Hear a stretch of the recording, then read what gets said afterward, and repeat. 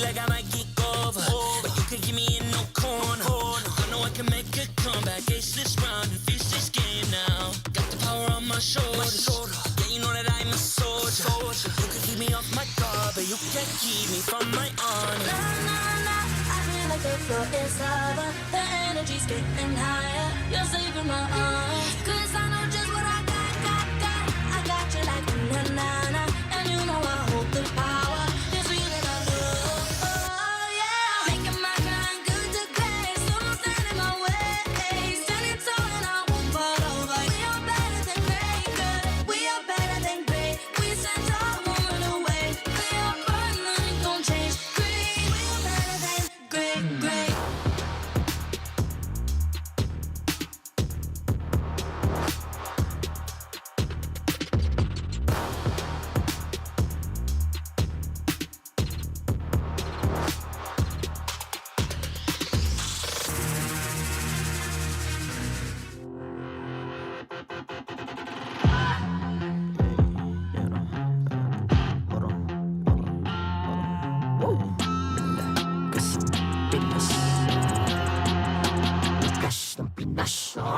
Malakas, Pilipinas, malakas, kahit anong lane, we become the monsters. Malakas, Pilipinas, malakas, face the golden sun and repping for the 3 stars. Look at us, to the top, no ifs, no buts, winning any game, para to sa PINAS. Di mo matitin ang aming boses sa new level. Nasa kalye man o mobile, you know I become a legend. Open fire, we unite, we winners. Built with pressure, like diamonds are made of. Switch na lane na parang gera, HP racing, may reset up. Built na kitang buhat ni Hilda, full load SS parang Lyra. Susundan ko ang iyong bakas, kasama patas, tagumpay natin ito, dahil tayo'y malakas. Para sa Pinas, nasa amin ang alas, hindi tuwa atras, kinikilala sa taas, kasi kami ang malakas. Para sa Pinas, nasa amin ang alas, hindi tuwa atras, kinikilala sa taas, ganito kami sa Pinas. Wow! Hold on, yeah, malakas ang Pinas. We are lacking every beat, no surrender, no retreat. Pag nagsama-sama, just imagine what we can achieve. Lacking every beat, no surrender, no retreat. Giving 100 all my all, 'cause we just cannot be defeated. We are unstoppable, immune and invulnerable. Ready ang equipment, lahat frozen, malang crowd control. Pakita ko na jab like pow, beast of the southeast. Taas sa matawag, proud and loud, 'cause every enemy we devour. Susundan ko ang iyong bakas, kasama patas, tagumpay natin ito, dahil tayo'y malakas. Para sa Pinas, nasa amin ang alas, hindi tuwa atras, kinikilala sa taas, kasi kami ang malakas. Para sa Pinas, nasa amin ang alas, hindi tuwa atras, kinikilala sa taas, ganito kami sa Pinas. Wow!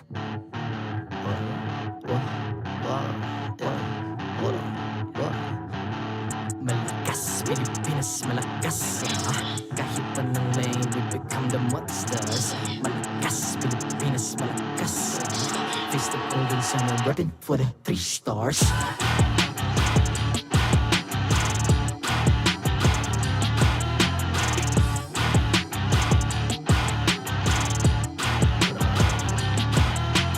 Ang lakas ng Pinas, we unite, be the stars. Ang lakas ng Pinas, we unite, be the stars. Ang lakas ng Pinas, we unite, be the stars. Ang lakas ng Pinas, we the stars. Ang lakas ng Pinas, we unite, we the stars. Ang lakas ng Pinas, we unite, we the stars. Ang lakas ng Pinas, we unite, we the stars. Ang lakas ng Pinas, we the stars.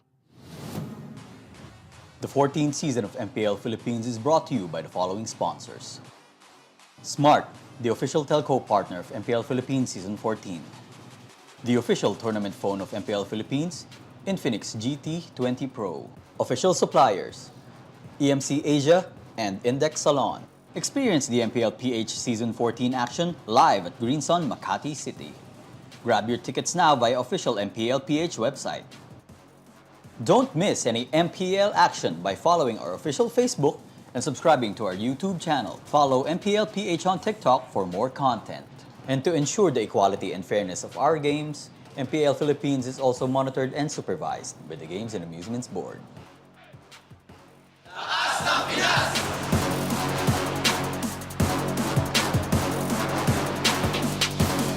Lakas ng Pinas!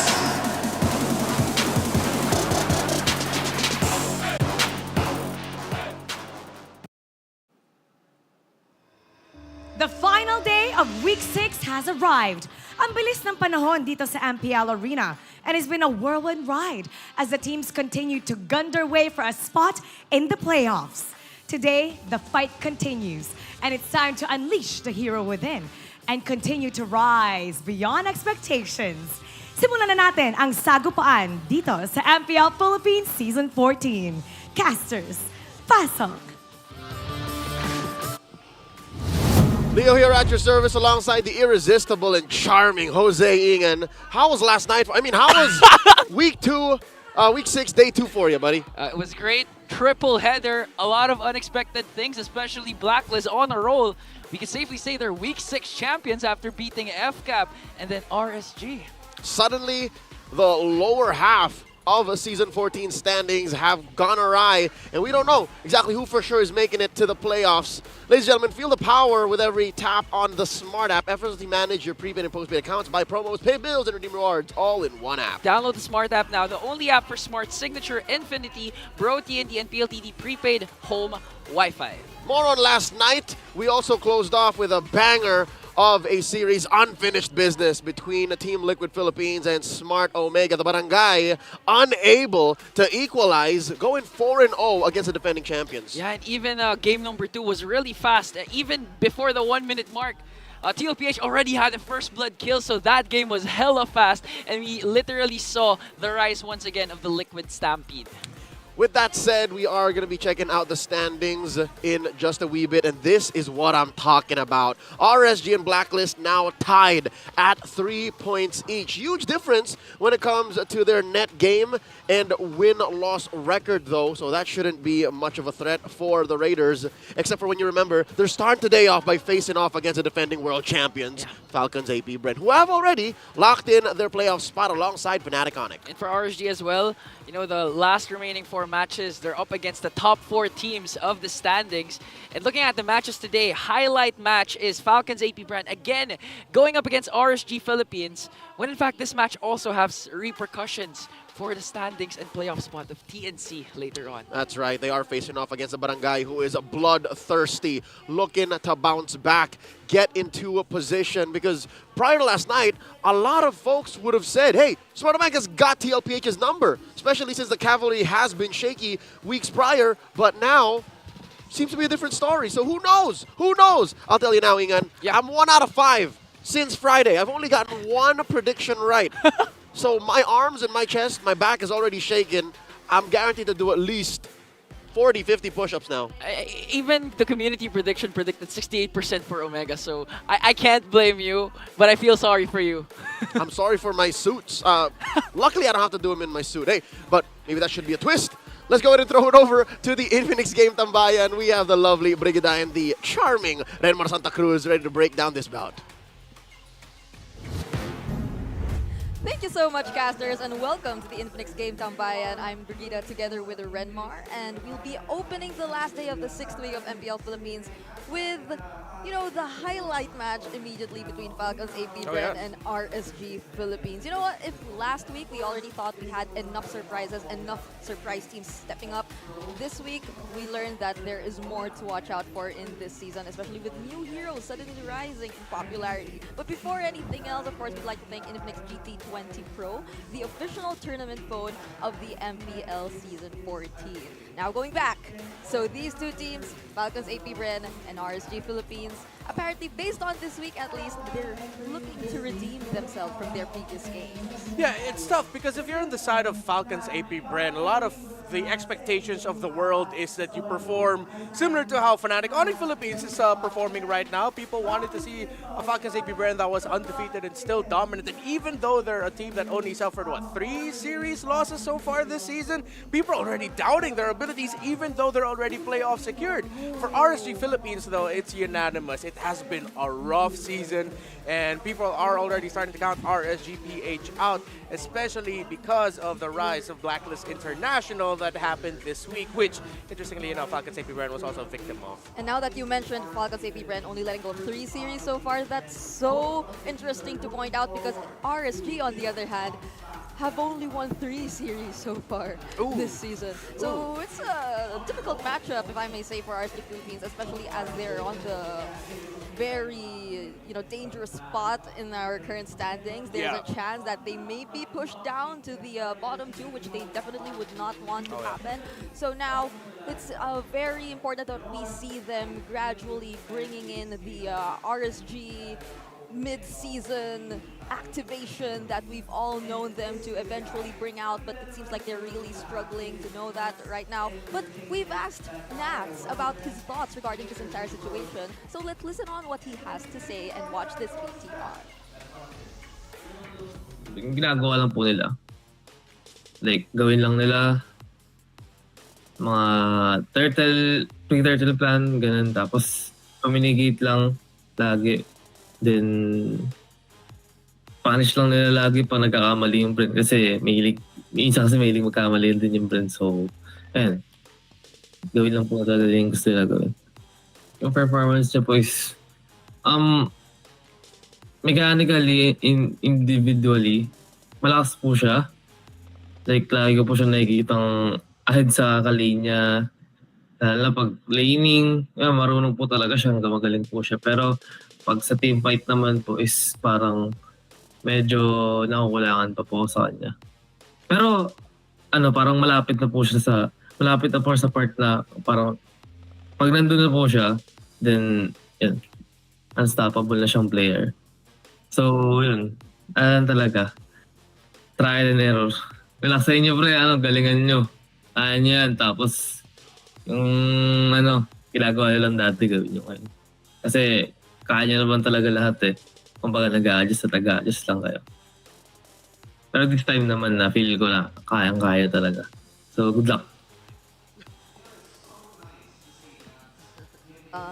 It does seem like Nas has a lot of faith in his team that they will eventually get to make it in the playoffs despite this very difficult situation. But if we were to look back in their previous meetup, this game or series actually says a lot. They actually brought it to a game number 3, and there were a lot of highlight performances, especially coming in from Nibor, who got the second game MVP. But then overall, it does seem like this is still a huge threat, no matter how we look at it for RSG Philippines. Yeah, this was the series that brought out the first official appearance of the Lolita Hanabi combo that Falcons APBren pulled out in that game number 3. And remember, in that game number 3, RSG Philippines were winning that until they weren't winning that anymore because eventually they couldn't find the punish that they were looking for Falcons APBren. They would initiate, they would start, but they couldn't find the counter punish that Nats mentioned that RSG Philippines is good at. Although I do doubt that Lolita Hanabi will make an appearance again because what happened to Numenon and Energy Core being weakened even more. I like that Nats mentioned out one of the things that people have been pointing out about Nibor as well. Laning, great, yes. Once it comes to the mid to the late game, once you are more of the frontliner, while you're also managing the minion waves, while you're also trying to be the guy to hunt down and look for the mid laner or the gold laner of the opposing team, it seems like Nibor gets overwhelmed in the mid to the late game situations.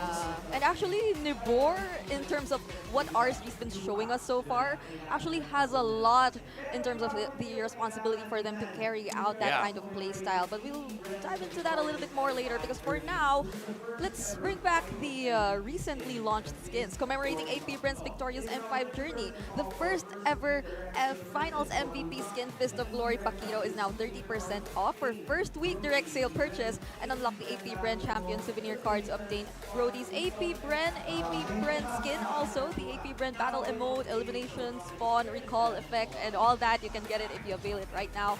Now that's available in game. Come and experience them in Mobile Legends Bang Bang. I'm pretty sure almost all of the casters have already activated and gotten these skins. Yeah. This is the Philippine Championship skins for like how many times? Especially Ingan. The man has a lot of diamonds, so please go ahead and message him in his personal pages. Look for his tags. He is willing to give away skins and all of that. Yeah, check out all his social media pages.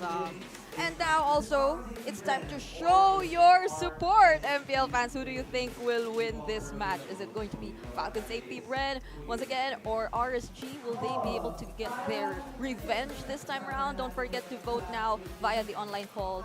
Now, you first. What's your vote for this match? I'm a Falcons APBren fanboy, but I feel like I've been somewhat cursing Falcons APBren lately. So let's flip the switch. I'll go RSG up there. But we're going for a different tactic for that. What about yours? Alright, I'll have to go with Falcons APBren, I suppose. Yeah, so at least we have one for Falcons APBren here and one for RSG. I hope the recalls show up. Oh, there they go! These have already been launched as well in-game, so don't forget to check them out if you want. There are a lot of team recalls there. Have you got some of the team recalls already? I only got the only one that I really want. That's a Team Liquid one. Oh, how many diamonds did you spend for that? A good amount. Really? I got it for 800-something diamonds. Lucky. But it's not just us going to be predicting for the series. Nats also has something to say. So what does he predict for the series? Parang parehas sila dikit niyan. So, yun, 2-1 po, RSG. 2-1 RSG for Navs. Okay. I think we gotta put that into play, shall we? Let us remind you that we have our good old little bias board for the season. It's our prediction results tracker for MPL Philippines Season 14. And you see, we imported Brigida here. She was in the Filipino board. So yeah, we all have our own emojis there. And look who's in the lead. Look at all those pandas. That's me. Yep. He's leading, and the one with the least amount of correct answers will have a punishment or a consequence, so I wonder what that'll be. But for now, let's get to know the teams who will be playing for the first series. The highlight match is Falcons APBren versus RSG Philippines.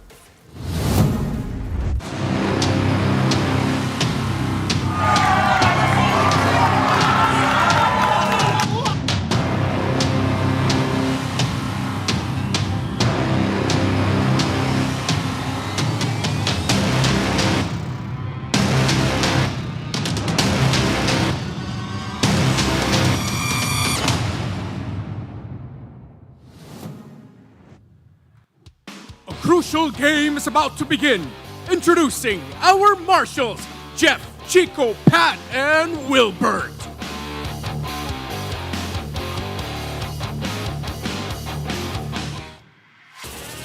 There is no perfect king, and these kings are here to prove that they too can fall and bounce right back up. Here to defend their hive, they are the reigning M-Series World Champions, Falcons APBren!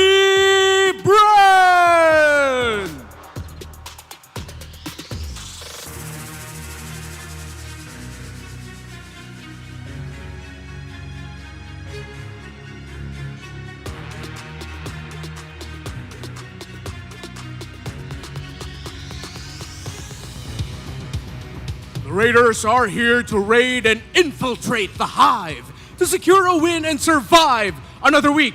Eyes on the playoffs, RSG Philippines!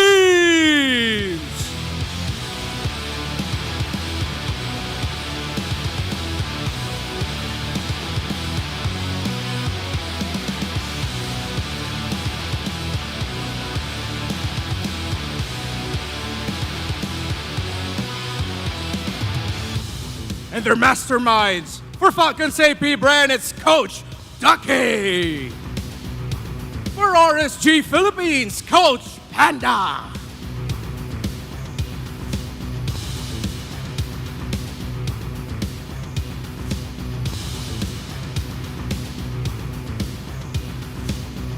It's time for the face-off Nibor, Flap TZ, step forward. Step closer together. Nibor, paano ka makakabawi sa Falcons APBren? Ano ang palag mo? Mas gigil ako bumawi. Flap TZ, paano mo masisiguro na hindi makakabawi ang katapat mo? Ano ang palag mo? Palag kung palag. Fist bump. MPL Arena, brace yourselves. This is a highlight match for a reason. So get ready for an exciting ride and enter the Lanadon panel. Pasok. Even our host couldn't stop herself from laughing. What was that? A jump scare right before the match? That's it, 1-0 Falcons APBren. Flap TZ takes the win right away. I wouldn't expect anyone to think of that kind of face-off ever in this entire season.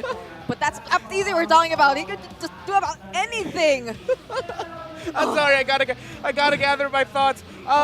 Just watch out how well RSG Philippines might pressure the jungle for Kyle TZ, because you know Falcons APBren will look to pressure the jungle of Iran and win through the center of the map. These two teams at their peak, at their best, play the same way, except that RSG Philippines might need to take a little bit better care of the turrets in the side lanes. I like how Naz also previously mentioned how it's just really important for RSG to be consistent in terms of their comms and their overall approach in taking the turtle, especially that they're up against Falcons APBren, one of the teams who are most aggressive in the early to mid stages of the game. And RSG, it seems like for them, they have so much conditions that they have to fulfill in order for them to get the advantage. They're the team leading in terms of average game duration, so that means it's kind of like a hit or miss. If they don't secure the early game, it's very rare for them to get opportunities to take back the advantage. But now let's head on to our Infinix keys to victory for Falcons APBren. Don't give the Raiders an opportunity to punish your errors. For RSG Philippines, polish your macro to be the unstoppable player Nats deemed you to be. That's for Nibor. And for both, exhibit your improvements based on your recent defeats. What's the most important thing here in the keys to victory for you? I think it would have to be both, because with RSG Philippines and Falcons, take away the strength of Falcons APBren and how well they play the macro, that's unanimous. People already get that. But one of their biggest strengths really is their team fight handling. But this week, they've both been outplayed and outgunned by Blacklist International, who had the better counter punish, the better counter set, because Perks, a lot of credit to Perks of Blacklist International, waited for the right time. So with these two teams wanting to take control of the momentum, Roamers would be the one to initiate, or want to initiate. So at least now I think for Light and Ogwen, they have to think about it more in a little bit of a counter punchy way, because these two teams are so good with the counter punishments at their peak. Which makes me wonder, at least based on this week, what we've been seeing from both Light and Ogwen are seemingly opposite kinds of gameplay. For Ogwen, we've seen him focus more on the Mathilda kind of approach in terms of leading the roam role. But for Light and RSG, in general, it does seem like they slowly started going back to their roots, focusing on Light's pick-off approach, pick-off kinds of heroes, and that's where it seems like they're really used to carrying out their gameplay. So if Falcons APBren found it a bit challenging to fight against the kind of modern Ube, which Blacklist International previously showed them, how comfortable would it be for them to fight against a pick-off reliant approach that RSG Philippines might be deploying if they want to stick with their comforts? Yeah, and that's the key thing, might be deploying from what was once for me personally, one of the unhealthiest metrics we had for the first 4 to 5 weeks. By around late week 4, early week 5, things have shifted. We're starting to see that this is the meta that really rewards poison picks, surprise picks, and that's something that RSG Philippines, that's not their comfort zone.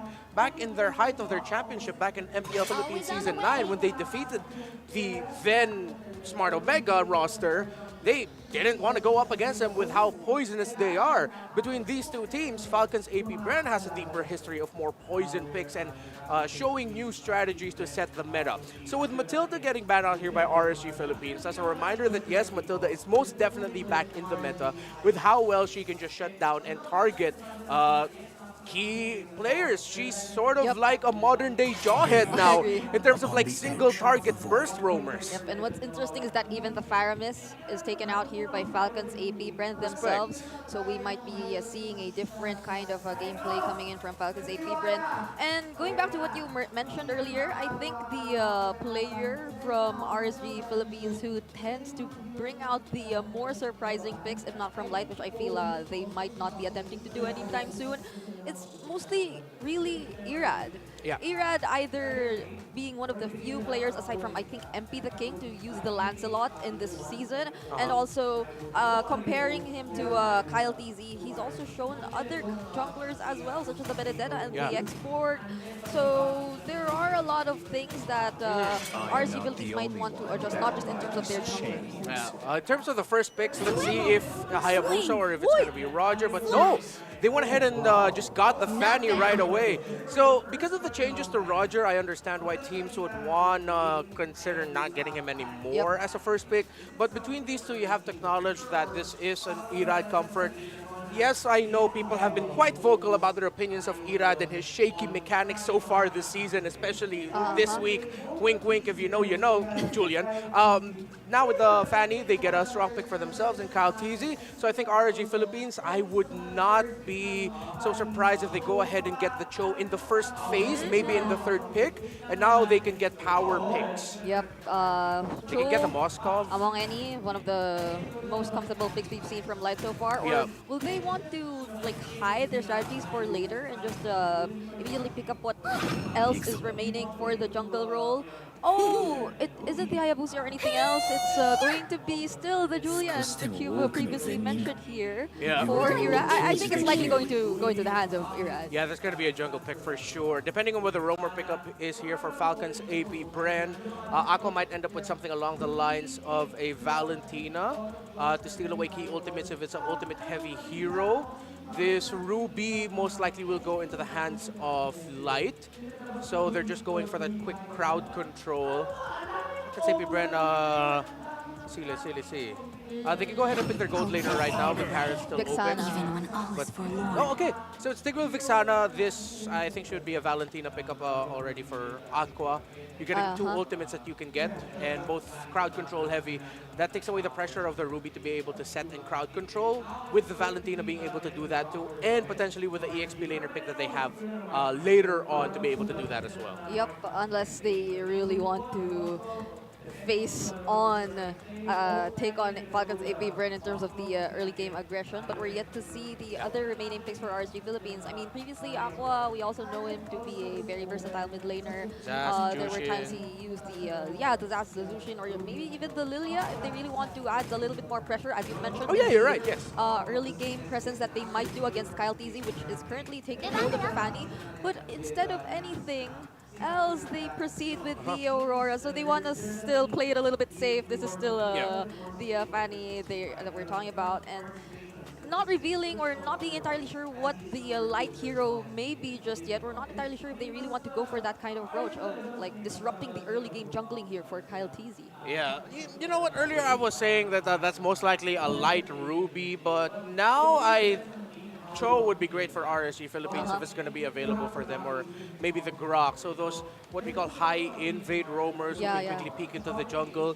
Even though I understand how strong he is, I would be slightly off with a high loss pick on RSG Philippines, considering that it takes a bit of time now to really feel his effect. And I think early on he might get punished even more so. So they take away the Terizla. I think, that's going to be a tell that they want to pick the roamer in the fourth pick, then their gold laner will be last. I also do feel like RSG Philippines at this point would definitely want a winning matchup for Nibor as much as possible. Sure, yes. So if ever this is going to be the Ruby that they're putting in the XP lane, they want to take out all of those XP laners, those other XP laners that may pose a threat. As of now, the Edith, Terizla, and Phobius are already gone though. Yesterday though, and in other previous days, we've seen a lot of surprise picks suddenly rise up in numbers. I'm not entirely sure if FlapTZ has something in mind for us. There are other hero picks that FlapTZ previously showed us as well. There's still the Glue. which he occasionally uses when Yeah. he wants to. I'm glad that you mentioned the glue. I wouldn't turn off the idea that maybe Falcons APBren are thinking along the lines of, if it's good enough, a glue or even a Khalid, a la Oh, yeah. what Sanford brought out yesterday against Omega, and then just go for a quick level 1 rotation. But I'm sure RSG Philippines will be watching out for that, considering that we saw it happen yesterday. So, yeah, they take out the Grok. Cho, I think they're more willing to give. I think RSG Philippines needs to go ahead and pick that up right now. Go ahead, do it. Okay, okay. Is it going to be the Cho? Is it going to be the Cho here for like what other pick-up heroes? There's the Kaja. It's a common counter to the Fanny, but at the same time, I guess against the Tigreal, I'm a little bit scared for a Kaja. it's a little bit scary to play that against the Tigreal. There's also the Jawhead, but then you wouldn't want to bring the Tigreal close enough to RSG Philippines or your other members. Yeah. And it might just be hard to scout whoever the damage dealers here for Falcons APBren may be, but they don't decide to pick up the Cho just yet, okay? They get the Claude instead. They can wait out on it a little bit more. They take away a great gold laner that would have slotted very well for Falcons APBren and their lineup. Looking at Ogwin's stats, he is undefeated with Tigreal. And fun fact for Tigreal, actually, this week of MPL Philippines, he's undefeated. He's 5-0 in week number 6. So this is probably what you also previously mentioned, the strengths of a Tigreal in terms of not just setting things up, but also potentially counter-engaging the enemies, which is a huge thing that you would want to consider up against or between these two teams who are fighting against each other. But Falcons APBren, they themselves decide to take the high loss. So, Here we go. Here we go. It's Alice Gold Lane, and they go with double EXP laner, sustain, high damage. Thing is, for Falcons APBren, they don't have like a hard source of basic attack, but this is the meta now. This is a great option. Even though they don't have it, you can just throw bodies and take them down. I can imagine. Yeah. I can already imagine. And it's tough. If we follow the same idea earlier for RSG Philippines and say go Cho, it's way too much dive pressure even for Cho to pick off. So see what they're gonna end up picking in the roam here. Would you still want to go for a pick-off reliant rover at this point? I think that's the question I have in mind. I want something sturdy. Yep. That's sturdy. That's sturdy. That's sturdy for sure. All right, so it may not be entirely RSG Philippines immediately going in for the engages or the dives per se, since they don't decide to go for a fully dive comp anymore. It's more on probably waiting for what Falcons APBren has to do. But again, we have to keep in mind RSG Philippines, they're struggling whenever they tend to let go of the early game advantage. So how are they going to secure that, especially against this lineup of Falcons APBren, who might just be the lineup with a little bit more pressure applied towards RSG. Yeah, this game will be determined by the rotations of the first two turtles. Is there going to be a cut? Who's going to invade first? Who's going to get picked out first? And who wins the mid? There's a lot of things that we have to look out for. But for now, let's watch this game number 1 and head over to our casters. Alex and Renmar, thanks for breaking down the draft. Welcome to the Land of Dawn. Jose, Ingan, and Leo at your service, bringing you this bout of best of 3 between Falcons APBren and RSG. How do you like that? How do you like that bloody, bulletproof Marco? I like it. I mean, it gives Marco more ways than one to outplay opposing gold laners, again with the flowing blood. And Auntie and Ara mentioned this a while ago, and as well as the English panel, that in terms of damage, they can keep up with gold laners early to mid-game. Yeah, it's more a matter of waiting until 4 or 5 of them are ready to lean in. They have a very different pacing throughout the game. And check this out, Flap, 2 versus 3. Okay, so look at this. I see 3 tank. Do you count Alice as a tank now, or is it adjusted? She's a hybrid. Hybrid, right? Oh, let's just say we have 3 tanks in the Land of Dawn right now. 4 Falcons APBren. 4 Falcons APBren. If you're going to count Light, so that's 4. Well, look at how the meta just shifted all of a sudden. 1 patch, and we're seeing different heroes. 1 patch, 72 hours. It's ridiculous what the best of the best in the world can do. Talk about RSG, though. Something I will say. The silver lining in the relatively harsh weekend that they're experiencing, I like that they actually put the Ruby in Nibor's hands. Ask me why. Why? Because if you put a high loss in his hands like yesterday, his battle spell going, oh, wait. Oh, great. No, he's fine. All right. So his battle spell going off cooldown doesn't really do anything. Yeah. But here, with a flicker, I'm offended. He can do something. Yeah, plus Renmar and the English panel brigade also mentioned that. Oh, it was Nats pala. Sorry. Nats mentioned that in terms of mechanical skills, Nibor is really excellent. He's Dominates the XP lane matchup. And you can't do that with the Hylos because what are you going to do? Just toggle on the Ring of Punishment. That's it. Glorious Pathway. With the Nibor Ruby, right. you know he can do much more. Whoa. Here we go. Turtle fight. At Retribution Threshold. What? Oh, Light shines bright as he gets the turtle, but here comes FCAP. Frigid Glacier for Aqua just to stop the engagement. It's moments like this where FCAP will really struggle. When you're looking at their lineup, sure, they're very good at throwing bodies, they're very good at sustained damage, but if you need a sudden burst, really their only options are Kyle TZ swooping in like a superhero, like Spider-Man, like Miles Morales, you know what I mean? Or you also have Few, who has to perfectly come in and lay down the magic burst. Yeah. And that's it. Everyone else you kind of see coming from a mile away. Yeah, especially Super Marco. It's really easy to predict the flowing blood where it's gonna get casted. I mean, we seen this yesterday when was it Marco who predicted? No, it was Benny Cutie who predicted it. But here comes Ogwen with the implosion. They want to go for the burst. It's gonna go on to Light. He needs to pop their Vitalize though. Still Tanky was able to cast the AOG to walk away scot-free.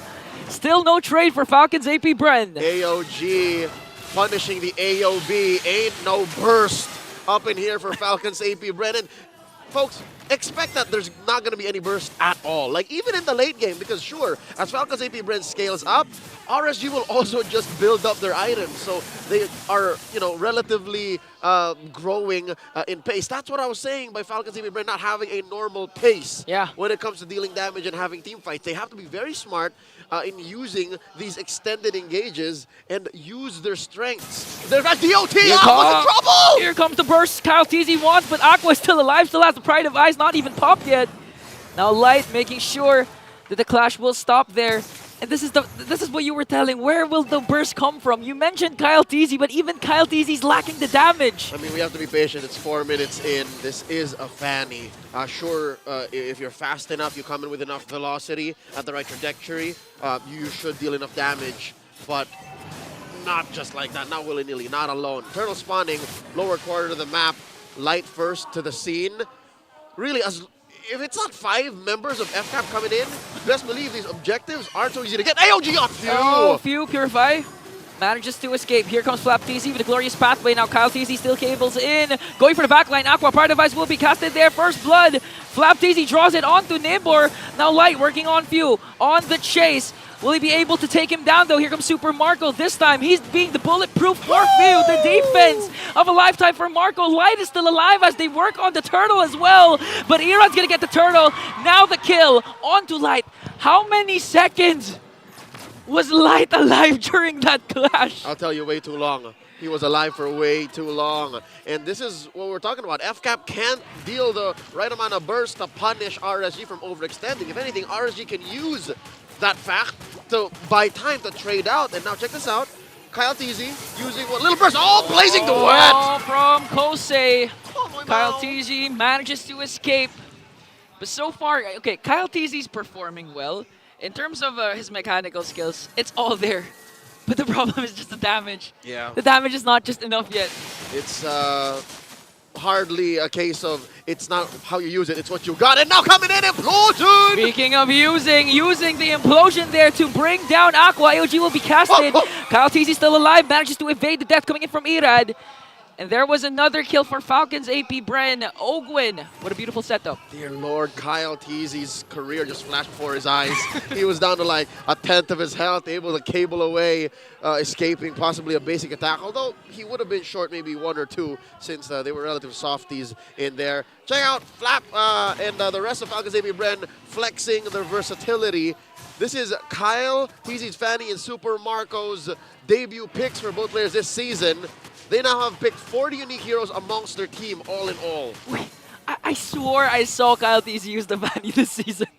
This was the first time he used the Fanny? They never let it open. Oh. Other players have played Fanny, but not Kyle. You have to respect. You have to respect. Kyle TZ's Fanny. Hey, he's the one above all. All right, and now FCAP is the one above all at 40 unique picks overall. They're the ones who debuted the Eve, by the way, in MPL Philippines Season 14, much to my chagrin. Turtle spawning, lower quarter. This is the last turtle of this game. 3-0 still. Ogwin versus the scene, pushed out by Nivor and Kusei. Look at Light, taking the flank. There's a conceal. Okay, Light just waiting for the perfect moment to cast the AOG. Ogwin doesn't have his flicker though, but Nibber knows where the rest of the bees are hiding as FCAP holds this turtle. They pull slightly. An advantage to Falcons APBren. Nibor, a witness to this. He's in trouble. Him and Light. This is 5 members, by the way. Ready to sandwich. There's a glorious pathway. Here comes Flap TZ, AOG coming in from Light. Now an implosion onto the backline, but will the damage be enough though? Here comes Super Marco, plus the Eternal Guard. They're gonna burst down Nibor. And there was no trade for RSG as Kyle TZ gets the turtle. There's way too much happening in such a small part of the map. A concentrated amount of damage. All right. You see that glorious pathway, implosion, Eternal Guard, and then for the stragglers, you have Super Marco just, laying down the blood. Oh, dear Lord. Just too much. Too much right now for RSG. Again, even the Sacred Hammer might even do the job to bring down Light here. But a Cursed Blast will blast down Light. He folded that boy in half. Here comes Kyle TZ. Kosei has to pop the Blazing Duet. Manages to escape with a BMI out. Does he have more energy to find Kosei? Here comes Kyle. Super Kyle. Bang! One more hit. What? That's the Kamai King getting away with it. You know, if I'm Falcons APBren, specifically Kyle, I have the lead. In terms of kills, 5-0 plus a 1.6k gold lead. I'm still gonna be tilted after all that. Jose, exactly why they are world champions. Exactly why we're on desk and they're not. Yeah. Well, they're on some sort of desk, but they're playing and they have the discipline. 5-0. 8.5 minutes in, almost 2k ahead. And here we were talking about how they don't have any burst. They can't really, lay down the smackdown on the turtle early on, but they scored the last one, and that's what counts. Well, sure enough, the rest of the map looks like it belongs to RSG, yeah. But give it some time, Falcons APBren will convert into better objectives. Look at the community prediction. 84.5% of everyone watching thinks it should be FCAP given how rough it has been for RSG. But here's the thing, just one turnaround. I think it's still possible for RSG since they do have Nibor who hasn't done much yet. A single I'm offended could turn the tides. Maybe even Light if he catches like 3 with an AOG. Yeah, like the one how he started things off a while ago. Even though it didn't transition to kills, it did secure RSG the first 2 turtles. And with that single play, they could also replicate it this time by securing the Lord. And really, we haven't seen the mechanic pop off just yet. He's waiting for the right tools to come in. Picking up that HC, Holy Crystal. That's multiples of his magic damage going up in a single item. He is about at the same level, if anything, higher XP than Kyle. So that means Irad isn't behind. It's just he hasn't been able to really get much kills. Yeah, having a hard time really finding those pickoffs. They do have the crowd control, even the Frigid Glacier from Aqua. But again, we've been saying there are a lot of kits coming in from Falcons APBren. You mentioned the Glorious Pathway, the Implosion, even Few has been dealing a lot of damage. And here comes Ogwin once again!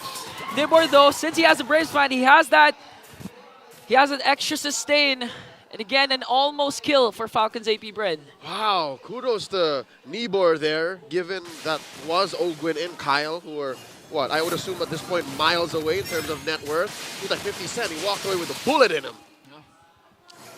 Ooh, but Ogwin though, he did cast the Implosion and the Flicker, so that's 2 major resources down for Falcons APBren. This could be an opening for RSG unless they just trade the Lord for 3rd push up top. Should be huge here. FCAP first to the scene. Lord approaching half health. Light charging it up, although he is in no man's land. This is tough. Flap played the man-to-man defense. Here's a soft reset. Okay, here comes Kyle TZ onto Kosei, forcing the Blazing Duet once again. Another resource down for RSG. Will this be an opening for the Bees? It should be enough, though. I mean, RSG are standing their ground. FCAP don't have a clear go at it. That's the top lane taken care of. Huge wave marching up. Kyle TZ taking his purple first, so they're taking their time as Kusei bum rushes towards the pit. Okay. Keep an eye out for Nibor. These are the moments wherein Nibor shines again. highly mechanical player. One I'm offended play, catching the bees off guard, can indeed turn the tides for RSG. Could be momentum shifting towards the Raiders. No one home. Lord fully reset here. Interesting how the Lord Shuffle has taken such a turn. You don't even have to hide anymore. Very rarely are teams caught off guard by vision. Sometimes you just know where they are. It's just a matter of execution. Implosion! An implosion paired up with the Glorious Pathway. This time Kyle Teasy pops the Pride of Ice and makes sure to secure the kill. That's his first kill onto Aqua. And Nibber falls down as well. Falcons APBren might get an uncontested Lord. 2 men down. Just light Irad and Kusei on the map. This is what I was talking about. Again, you knew they were there. It was just a matter of time before you bumped into a bush that had 2 lethal ults waiting for you in it. Yeah. And suddenly you're down 2 dudes. Yeah, it's not a matter of are you going to catch someone. It's a matter of how many are you going to catch. And in that case, I think Ogwin caught one. But the follow-up from Kyle Teasy forced Aqua. But this again, even running after the tank is here from RSG. Cutthroat will not finish the job. Light will indeed be safe, but RSG has to deal with the Lord. That's what you call a TKO. You don't even have to really kill him. Just send him home. That's enough. Oh, 1v1. Irad. Oh, no. Oh, all right. He knows. He knows. He senses it. He senses it. This isn't a 1v1. This is an honorable duel, man. Yeah, almost. Super Marco, though. 2-0-2 for this Alice. And the Falcons APBren 3.6k gold lead. A while ago, Owen doesn't have his flicker. But with the Lord marching up top, plus the availability of the flicker, you can ensure that he'll make a really aggressive set to even end the game. Again, Ogwen with the Stigreal, one of the most used heroes, 100% win rate when he's rocking this hero. It's crazy. He didn't even have to use the flicker. He didn't even have to play off of a conceal that last time. Now here comes the more! But implosion! Just to counter out Frigid Glacier, though, as RSG answers right back. Kosei has to use the BMI out. Double kill coming in from the Raiders, as Ogwen and Few are the ones left. Ogwen's gonna fall down. Only the El Capitan is left as he takes down Aqua.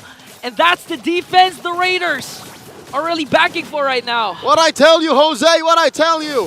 One, I'm offended. Turning the tides. Taking out 4. Few the only one left, and suddenly RSG shift gears, going on the offensive. Look at that, the gold lead, almost down to 1,000. They take 2 turrets. And the best part, it's only Aqua who died. Kosei is still alive, although he didn't make much use of the Blazing Duet because he had to use the BMI out in order to evade the burst from Falcons APBren. The damage from the Frigid Glacier and the setup was more than enough to aid Nibor's excellent I'm offended play. How many did he catch? Was it 3? 3, 4? 3, and then the rest of FCAP were forced to respond. I don't know if Ogwen was part of it. One could argue that as a Tigreal, you kind of enjoy being pulled by the I'm offended. Like, thanks for putting me in a position, right? Yeah. But if you're underneath a turret, that just makes it worse. That's a damage multiplier. Yeah, that's what makes Aqua's Frigid Glacier more crucial because Ogwen actually flickered in, used the implosion after Nibor did that I'm offended play. But after the implosion, with the Frigid Glacier being casted, they were able to counterattack. So that was a crucial timing for Aqua for them to turn things around. But Falcons APBren, though, with one level 1 Lord, it's still a win for them because they were able to take an inhibitor up top. Pyrrhic victory, if you ask me. Cost them a lot, but they got what they wanted on the way out. Looking at the gold lead here. Again, just down to 600. There's the implosion. This could be a fight! Wow! Takes 5 Bs to bring down Light.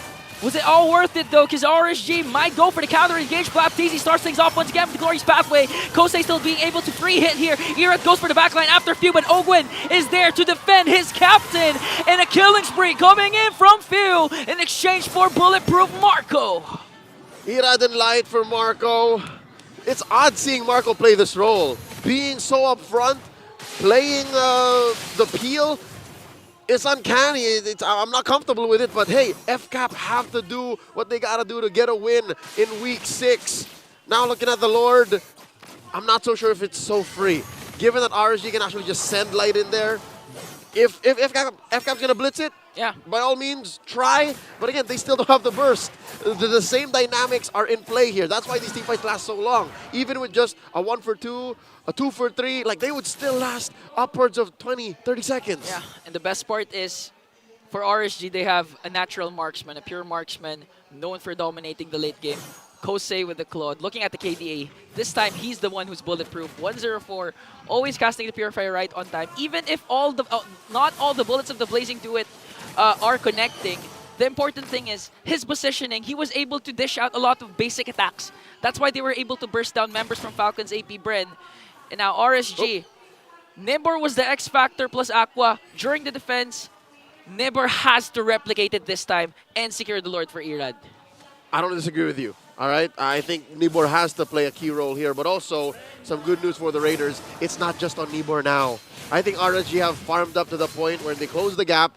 3K, 4K gold lead, no more, just 500, 600. And they have enough items to actually punish FCAP. Look at that, the Lantern on Aqua. Now the Lord, down to a fifth of his health, a 10th. Here comes the blitz from Falcons APBren. Irad nowhere to be found, that's why it's going to be free. Kaltisi gets the Lord. Now an AOG coming in from light. Here comes the Frigid Glacier. Nibor onto the back line, going to bring down Ogwin. Here comes Kosei with the Blazing Duet. In exchange for 2, Ogwin and Flaptease is going to fall down as well. A Lord for 2 bodies. Might be a win for RSG. I'll call it a win, man, by a very small margin. Look at the Raiders marching through mid. They want to penetrate. They want to make sure FCAP remembers this risky trade. Oh, it comes Kyle! A beautiful taunt from Light to make sure there is no burst once again from Kyle Teasy. We've been seeing a lot of steel cables cutthroat play from Kyle, but looking at this KDA, only 1 kill so far. Man, Light, just like Dumbledore from Percy Jackson, you shall not pass. That could have been lethal. Kosei could have died there. Aqua could have gotten his passive pop. Irad could have died again. Yeah. Irad's not building the Blood Wings. Like, he doesn't need it. Like, he knows that I'm here to just get kills. And he's not the usual. He built concentrated energy. Yeah. So he's going off of the fact that I will deal damage to hurt you to keep myself alive. Yeah, he doesn't need to go first. We've been seeing a lot of times Irad always goes for the late entry along with Kosei. It's always Nibor and Light starting things off. But imagine if Kyle got him. There wouldn't have been some damage for Irad to put out, so he would have died. He would have gotten bursted through. That's how much trust he has with Light. And luckily Light comes through. Like, what? 4 out of 5 times this game? That's why Irad only died once. Imagine to counteract those steel cables. Normally you'd have a Kufra with a bouncing ball, but the taunt was enough for Light. This time they find Flaptease. Uh-oh. Will they be able to force out the glorious pathway? Here comes Ogwin with the conceal. He has the flicker though. Kaltisi once again for the backline with the cutthroat. Irad and Kosei still alive. Now on the charge for the beast. They're working on Aqua. Does he have the Pride device? He does have it. And the Frigid Glacier as well. But look at the base. Kyle Teasy doesn't care about the clash anymore. I don't want kills. Kyle Teasy makes sure we get the win. It happened again. It happened again. Falcons APBren win off of minions. It happened again, Jose. Kyle Teasy has had enough.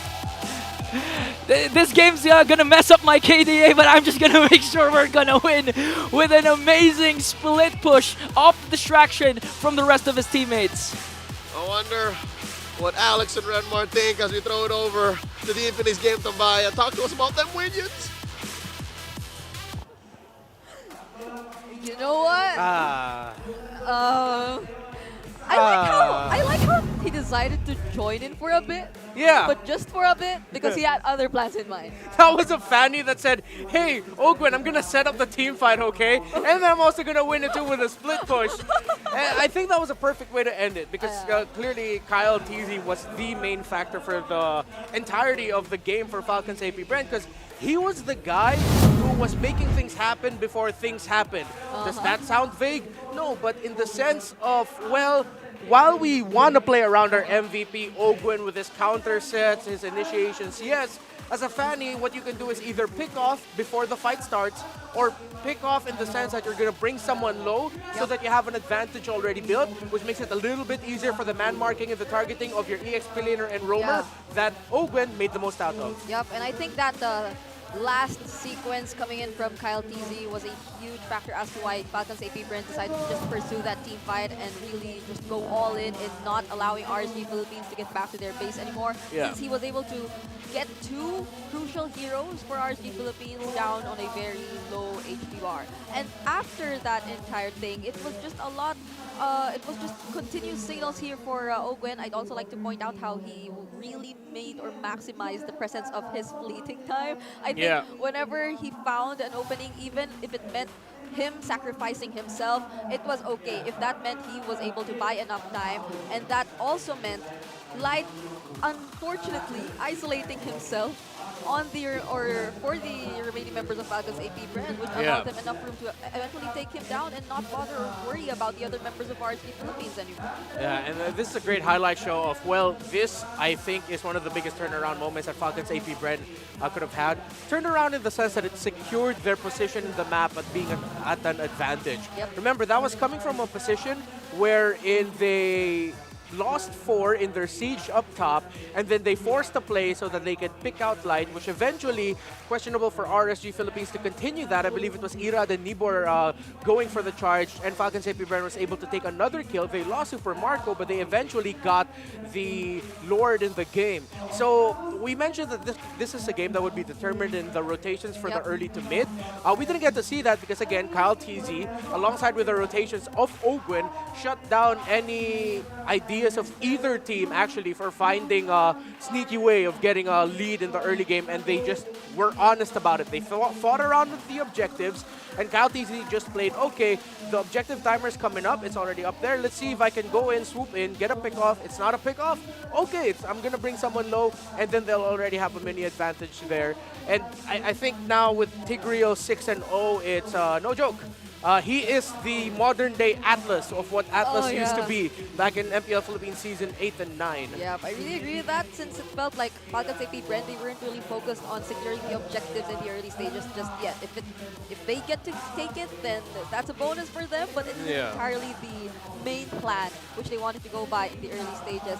And I think for RSG, this somewhat showed signs of hope in terms of like the problems they wanted to tackle overall in their current situation, wherein they're struggling in the late game. And there was a time they nearly turned things around. They really nearly turned things around. It was just like being patient, waiting for their conditions to eventually be met or activated, particularly Nibor with that crucial I'm offended play he did up top, and that subsequent continuous takedowns on the remaining turrets, outer turrets here for Falcons APBren. But it's just that whenever it boils down to you have no choice but to take us on by the team fights, it was really Falcons APBren making the most out of it. And I think it also had something to do with that certain level of unpredictability with how Falcons APBren decided to approach this match, because I agree with what our casters mentioned earlier. This is a very unusual sight to see Ogwen typically being the first to go in and even the first to go down whenever there was a team fight. Yeah, in this meta, and I think this is a tip for a lot of the younger players out there, and we're actually seeing these trends in MDL Philippines and MDL Indonesia, even the Academy League of Malaysia, where they've acknowledged that, okay, what the pros are doing, it's not necessarily always the roamer who's in the front. It's the EXP laner, or if it's a mobile assassin who can get away quickly, it's going to be your mobile assassin.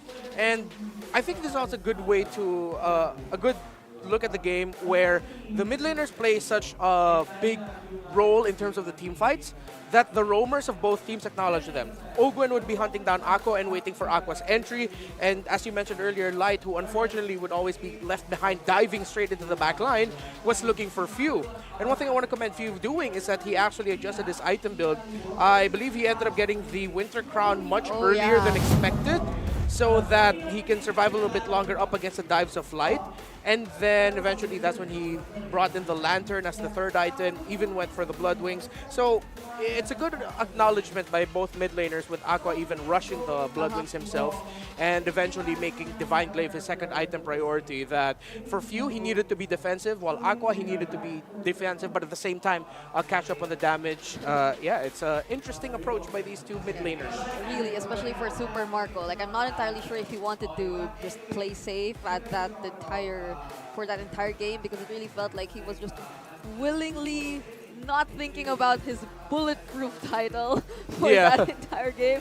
It was just him really looking for the enemies and at times really being the first to fall. But for now, let's listen in on what Mara has to say. I think there are a little bit of news or reports that are going on around, not just here in the Philippines. Welcome to M News. As the road to M6 is getting closer and closer, let's get a glimpse around the world of competitive MLBB. First up, let's head to MPL Indonesia. Last night, the classic derby featuring RRQ Hoshi and EVO's legends. We saw the biggest upset of MPL Indonesia Season 14. Now, why was this such a big deal? This is because no one expected the 9th seed to be able to beat the 1st seed. RRQ Hoshi was enjoying 8 straight wins until Evo showed up last night and gave them a reverse sweep, ending their streak and hurting their pride. And now after Indonesia, let's move on to MPL Singapore. Now we're gonna be talking about the Dream Team NIP Flash dominating the standings. Their match record, 6-0. Their game record, 12-0. No one has been able to beat NIP Flash. And in their latest match against Homeboys, our Pinoy pride, Kurt Teasy, was flexing Fanny in the mid lane. And we're gonna be talking more on that in the meta check. And finally, we're pleased to announce the M6 World Championship happening in a Swiss format. 16 of the world's best will begin the best of one head-to-head group stage at Itayon. They need to win 3 times to be able to make it to the knockout stage. If you don't win 3, well, you're out early. What do you guys think about this Swiss format? Write it down below. We're gonna be discussing. There have been so much adjustments and changes, especially in the M6. And sudden, I'd say, upsets even in other MPL regions. Yeah. MPL SG is interesting to me. It is, NIP Flash Playground. They're doing so many things. They're undefeated. Totally undefeated. No games dropped. Mid lane Fanny. Mid lane Fanny. Kurt Teasy, you're the man. I can't believe he decided to show some mid lane Fanny. Like, I thought the mid lane Martis and all that You were thought that- already enough. You thought that was peak already. I thought that was peak. There was more. That's Kurt Teasy, by the way. So Yeah. I wonder what could potentially happen if ever they do meet once again with our soon-to-be PH representatives. Like, what other tricks do they have? Or how will that fare up against our systematic teams here in the Philippines? But then, going back, here we are. It's still RSG Philippines against Falcons APBren, currently behind. Currently at match point for Falcons APBren, and there were some signs earlier for RSG Philippines, but in the end, it's really just Falcons APBren doing things, I think, by the book, really, what they just really needed to do with their kind of composition. But before we head into the next game, and before we find out what would really happen for this, because I think there are things that we really have to consider in terms of like standings. How will this series and its outcome will be affecting even the teams in our next series later. But let's first head on and look for our Index Salon freshest look. Index Salon beauties, where could you be here in the MPL arena? If ever you are chosen, you will be He's risen. Index Salon merchandise. Oh, whoa, whoa, whoa, whoa, whoa. He's risen. He's a real Sigma or something. Oh no, I don't have a jawline, so I can't relate. he was saying that he doesn't have one either, but he's our Index Salon beauty for today. So congratulations to you, and keep rising. Is that? could you like make that a greeting or something? Brigida 2024. Keep rising. Okay, sure. At least he's shown. To the young boys and girls out there, and all the fine men and women of our MLBB community, follow Brigida's advice. Just keep rising. Yeah. I can stand by what I say. Yeah. Keep rising. Yeah. Keep rising. Yeah. And now that we've talked about the conditions that might just be affecting the overall playoffs, teams, or standings and conditions later on. So for those who may not be familiar just yet, if ever RSG does win this series and they do take the reverse sweep, it will be crucial for TNC to win the series later against Smart Omega if they want to save their chances of getting into the playoffs. But if it goes the other way around and Falcons APBren wins this series, then that also works if you were TNC, because you will get to immediately avoid elimination without doing anything just yet. Yeah, so fingers crossed right now are the members of the Phoenix Army. If TNC Pro team is just hoping RSG Philippines doesn't win this, that means their playoffs hopes are still alive. Crazy, considering the season that TNC Pro team has had. But for RSG Philippines now heading into this 33.33 counting unlimited numbers win rate for their side selection. I mean, they have had a incredibly difficult season. Now the blue side, they're really just respecting the Matilda here, and I would understand why. I think we're looking at Edith, Hayabusa, Fanny priorities right now. How about the... I mean, earlier, RSG Philippines also did prioritize Nibor's hero, but it was a Ruby. It was sort of like a hero you would want to still flex and just consider for certain matchups. But then it did seem like they were just forced to put it in the XP lane earlier. So would they be able to get their hands on either the Phobius or the Edith? Some comfort picks here for I think Falcons would want to take that out. But if they're going to lean in on their ideology of, all right, let's just put in a lot of tanks, because now gold laners, marksman gold laners are actually quite difficult to pull off. Oh no, they're not. They're still not going to give it. They're still respecting Nibor's phobias. Okay. An interesting note though about Edith and Roger is, again, the lingering question for them since the start of this weekend, heading into week 7, is how much will teams prioritize them? As time goes on, more scrims are happening. Teams are starting to acknowledge that it is a bit harder to pull them off. With Thunderbelt getting nerfed, you sort of indirectly nerfed Edith, Hylos, and all that. And Hylos also did get nerfed. Roger did get nerfed as well. So you can't get that crazy snowball in the early game. So, which is why we're seeing Hayabusas getting rushed, Nolan getting rushed. I agree. So could it be possible that if ever even the Edith gets taken out, that RSG Philippines will just prioritize Irad's hero instead? Compared to earlier, I mean, the Link, the Hayabusa, and the Nolan are still available. Not unless they still want to stick with the Julian. I think Team Liquid yesterday, they even prioritized the Julian for their first pick, but that's them. But I guess it still depends on the overall idea that you really want to keep in mind going into the match. But for Falcons APBren, will they let the Edith pass?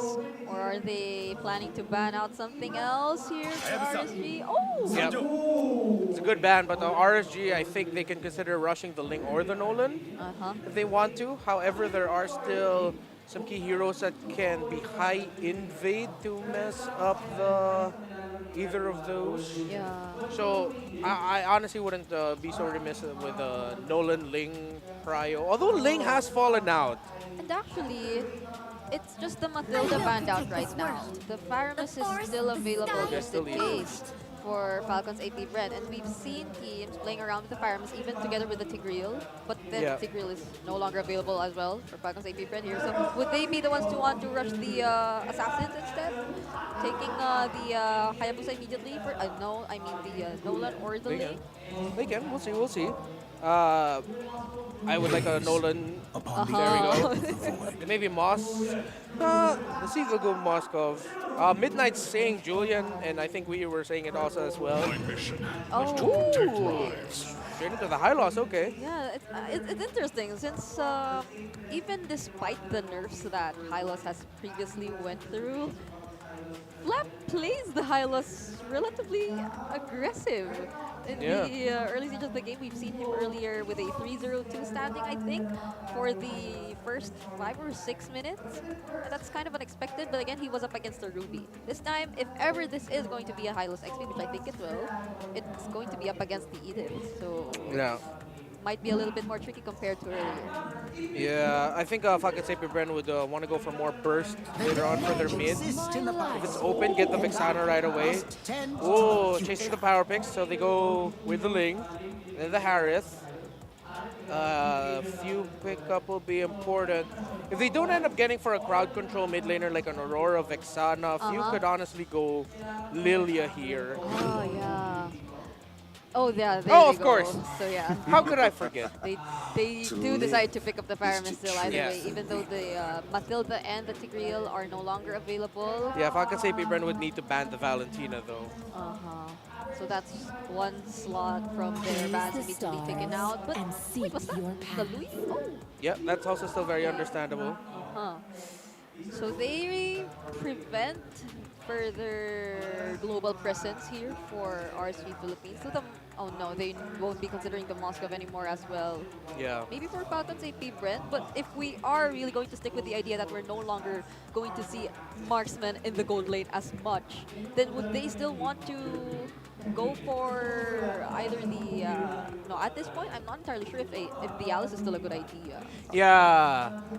I think if I remember back in Season 7 when it was always just Alice, Lunox, Harith as the dueling in the gold lane. I think there were really times where we would see sometimes Alice struggle, but no, RSG Philippines actually still respecting it. They don't want to deal with it. Okay, so we might go back to the normal gold lane matchups that we've been seeing. Moskov is still open for Super Marco if he wants to. Is that the Super Marco version or something? No, that's... oh no, oh no, yeah. Y'all know what that is. You know what it is? Y'all know. You guys don't need me to say what that is. I can't believe it made it here to the MPL arena. All right. So that's... I love our community for that. That's still promoting our M5 skins. At the end of the day, it's about promoting our M5 skins.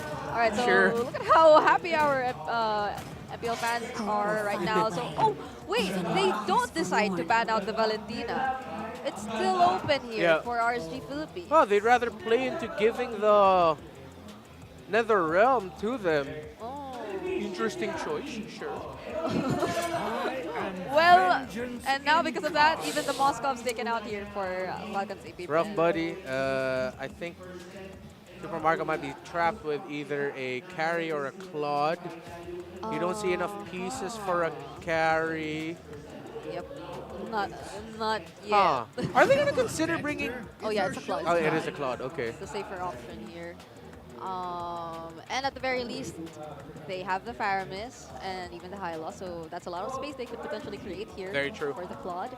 But for the remaining two picks here for RSG Philippines, they're lacking their roamer, their light hero, not unless, but I really feel like this is an abort edit. So they're lacking their light hero as well as their mid laner. The Valentina again is still open.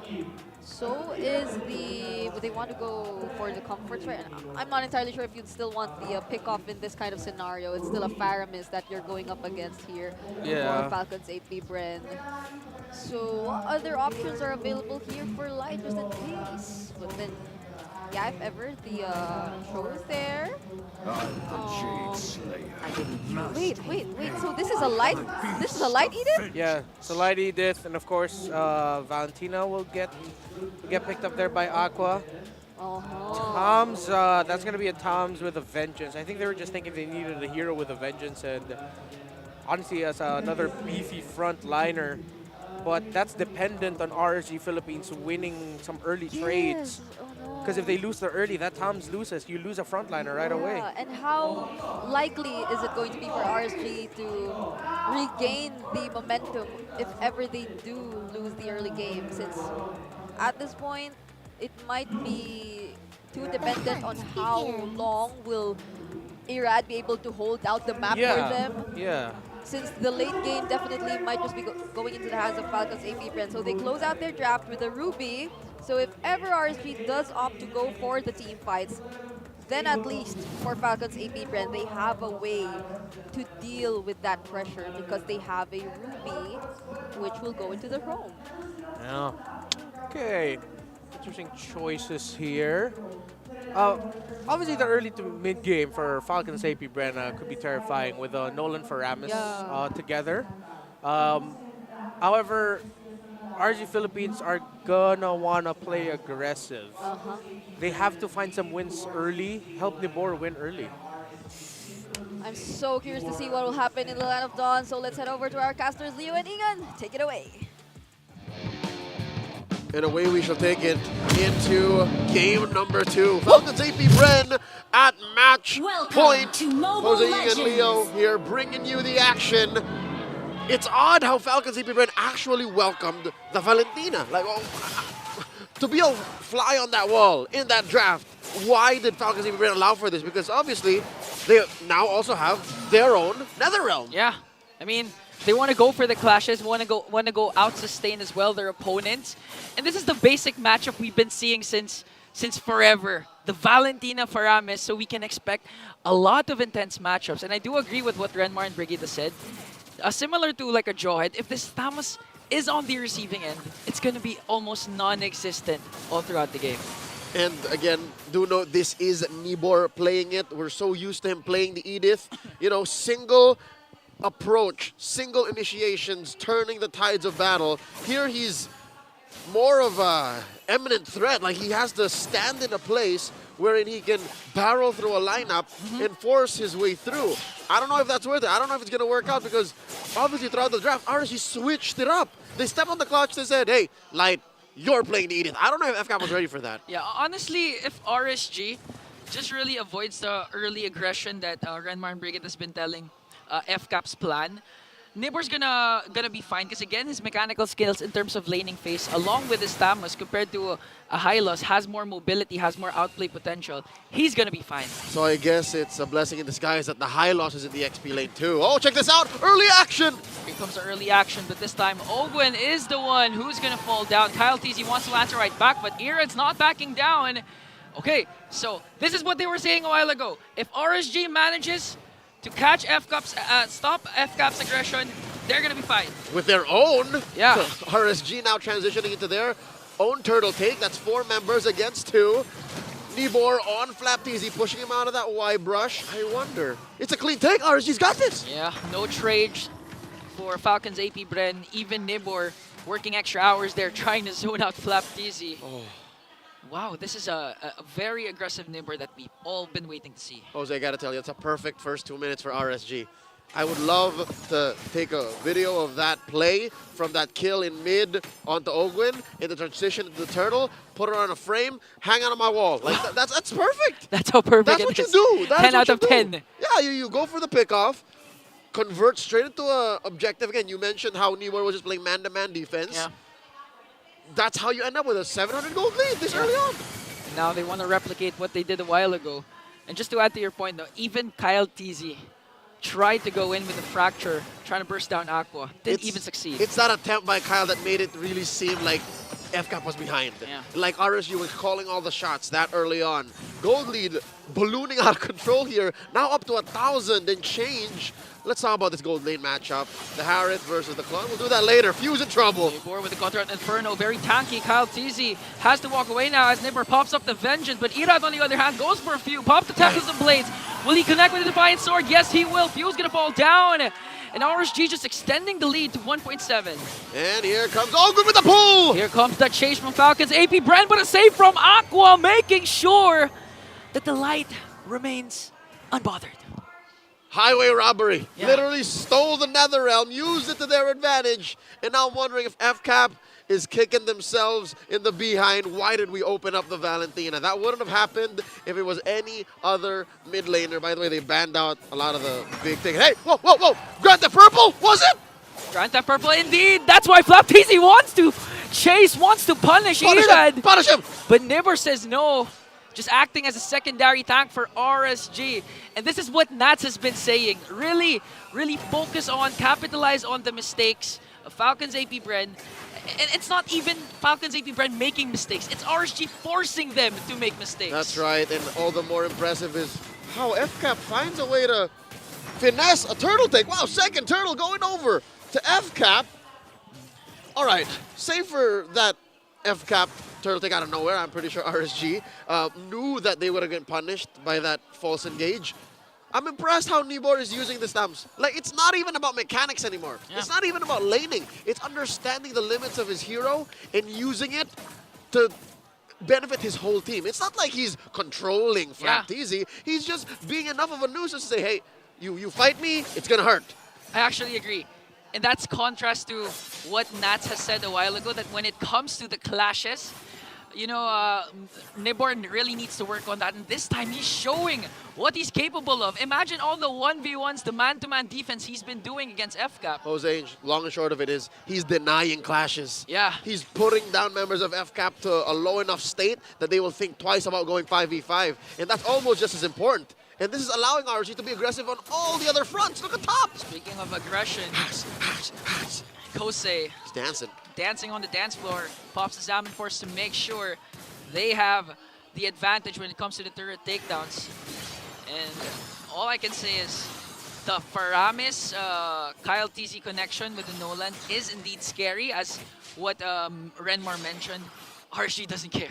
They don't care. The potential is scary. Yeah. But the way RSG is playing is they're not allowing for it to affect them. Like, you know what they say? The greatest weapon is fear. Yeah. They don't even fear that. So they're just running through it. Kosei even just walked past the I'm offended play. Didn't even bother to dash out. Nope. Still hasn't popped his Purify yet. That's how confident they are now working on Ogwin. But FlapTZ wants to answer right back with a glorious pathway. Salmon Force will be casted as well, and no clash will ensue.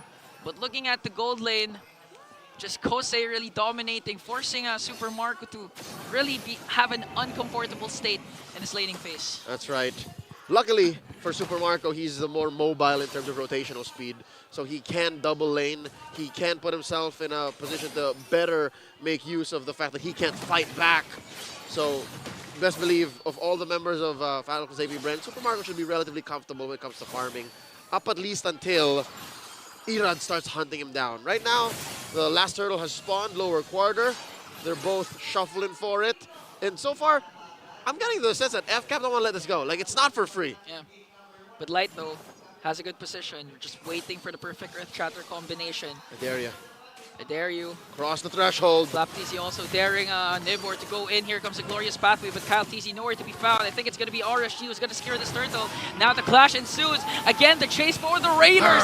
Nibor goes in, jumps in as well. There's the Netherrealms casted, and look at Irad, the mechanic, going right after FlapTZ. But Ogwin answers right back along with Super Marco with the kill. Ogwin's still alive. Aqua wants to go for the chase, but Kyle TZ says no. Now here comes the Bees with a counter attack, stinging away the Raiders as they take down 2. Massive trade here. FlapTZ for Light and Aqua. All throughout the commotion. Here comes the mechanic, and Kyle spots him. Oh! Does he have the pitch points out? No, he doesn't. And Few takes away the kill. That's veteran Wiles right there. Few ever aware of what's going on the map. Heeds Kyle TZ's call, saying, hey, we can punish Irad. And sure, Irad got away with the turret push, but he paid with his life. Now FCAP, all the more ready to convert. There's a pull! Ogwin just making sure Light doesn't manage to escape as they work on the middle lane turret. Kosei has to answer right back. Here comes Kyle TZ. 5-man rotation for Falcons APBren. And with one I'm offended play, Falcons APBren has cut down the lead to 500. The Bees are not out of the woods just yet. They're still down. They definitely have to work on the map. Top lane, there's an advantage for RSG. Bottom lane, there's an advantage for RSG. And Turtles, a majority went over to the Raiders. So with that said, Falcons APBren have yet to hit their stride. Looking at the items, my theory was correct. Super Marco still very well farmed up. Hell, maybe 100 to 100 gold up on Kusei despite struggling in the laning phase. And now wait, Ogwin, he looks to fight! The catch is not there. Tempest of Blades, he has to pop it. And now, Falcons APBren, they aren't afraid, even if RSG's just starting things. Again, this is what Brigida mentioned a while ago. Even if RSG wants to go all in, because of the Ruby, don't run Wolf King, they can turn things around. That's right. Falcons APBren, it's not like they can't fight back. It's just they have to choose their fights. And the main reason why, I don't know if you agree with me, is because Nibor is so good. Look at this, he's doing it now! Nibor catches them. But the NetherRealm from both of these teams are here. A lot of ultimates being casted. Irad wants to go for the chase onto Kyle TZ. He has to back away though. Falcons APBren needs to respect the damage coming in from RSG. And with the two NetherRealms there, plus the glorious pathway and revitalize, no one died. No one. And that's what I'm saying. RSG, Nibor specifically, he's so good at... Wait. There's Kusei now. Woo! Checked in. All right. Threw a synchro fission up in that Y bush. He knows there's shenanigans afoot. All right, so what I was trying to say is, before Nibor so hastily started the fight, is he's so good at cutting right through FCAP's lineup. So he's ready to divert all the aggression on him so that the rest of RSG can collapse on. That's why, despite both mid laners pulling the trigger on the NetherRealm almost at the same time, FCAP's expired first. Wait, oh, look at the pull from Few! Light still has the Primal Wrath though, but Irad gets the Lord. Now they want to go for the punish. Falcons APBren will get Light. And that's a good, that's the zone, that's the beefy lineup of RSG. Yep. Again, they were able to sacrifice Light only to let Irad get the clean retribution. Yeah. And the only reason why this happened is, well, not the only reason, but a major factor here is Nibor wasn't able to stand in front of FCAP and say, look at me, look at me. Like, that's what led RSG to winning a lot of the fights early on. But here, in that case, FCAP went in for the late entry, through that river brush, and then forced RSG to make a choice. Are we leaning into this fight? Are we going for heroes or Lord? They said Lord. Yeah, and what made the clash for RSG more worth it is that they were able to defend their mid lane turret, because Falcons APBren was indeed looking for a trade. They wanted to go for a Light, they got him, and the next objective was supposed to be the mid lane turret. But RSG knows this, that's why Kosei was ready to clear out the minions, even if Falcons APBren wants to go in, dive in, just to get a turret. Now check it out. FCAP making quick work of that Lord down bottom, although I think RSG is happy with the result anyways, taking down that tier 2 while keeping their tier 1 and tier 2. So again, on a lane-to-lane basis, RSG is calling all the shots. FCAP only has their mid lane tier 1 left, the main artery. And now I think this is what the setup is playing. Or this is what this play is setting up. Look at this, RSG taking control of the bush here. Ogwin misses the I'm offended. Looking for the re-engage. Oh wow, RSG, the patience. Okay. This time though, RSG, they just don't have to watch out for the I'm offended play, because Few's been pulling a lot with the Shadow Stampede. It's 2 pulls basically. It's 2 pulls. So RSG's been doing a good job trying to wait a minute. Irad goes for Super Marco, Tempest and Blades, forcing a Few to use the NetherRealm. That's a win for RSG. That's one way to do it. Oh, and now look at this, FCAP 2v2. Okay, Primal Wrath will be casted here for Light, as Nibor and Kosei works on the turret up top. Amazing macro play by RSG. Truth be told, I don't think Irad even wanted to get the kill. If he got the kill, that would have been a bonus. He knew what he was working with. He knew that the NetherRealm was there. He knew there were more members there. And he said, you know what? This is all for top. This is all for Nibor to get that push. And they did. Yeah, macro gameplay for RSG, really showing a lot of improvements. But what amazes me more is Falcons APBren managing the economy, the gold lead of RSG, still at 800 despite the disparity of the turret takedowns. Here comes the pull once again from Few. Oh yeah, for sure. Again, one of the keys to the whole defense, and I'm offended on Light! They want to burst down Light. He has the Primal Wrath, he has the Flicker. Here comes the pull once again! Will he be able to cast a Primal Wrath? Yes, he did! And Aqua with the clutch NetherRealm. Falcons APBren though, will they go for the charge? Still secures the kill onto Light. Now Kyle TZ goes in with a fracture. Look at Irad goes in as Nibor jumps as well, but they have their own NetherRealm. Here comes the blazing duet from Super Marco. Nibor's gonna fall down. Falcons APBren again. No B died that clash. They keep a buzzing, and they're still here. And the Lord stands. Nibor and Light out of the equation. Best case scenario, FCAP gets the Lord and the turret in mid. But wait, Irad. Oh man, here comes Irad, spots Kyle, what are they doing? But Irad doesn't have the Tempest of Blades, that's why FCAP, they can burst down this Lord, they can get it for free. Retribution on cooldown also for Irad, as Falcons APBren will look to charge against Irad. Whoa. Here comes the conceal, Few, Super Marco, Ogwin just working on Irad, waiting for the perfect opportunity to strike. He still hasn't had the Tempest of Blades, now he does. Will he be able to escape? Pinch Boys is there, and he did. Takes four blades on the way out. Yeah. All right. Doesn't have to, but he did. He bought time. Yeah. Again, that was a what? Solid 3 to 5 seconds that FCAP could have done something else, rotated towards a more beneficial route, take more turrets. They are escorting this enhanced lord up top.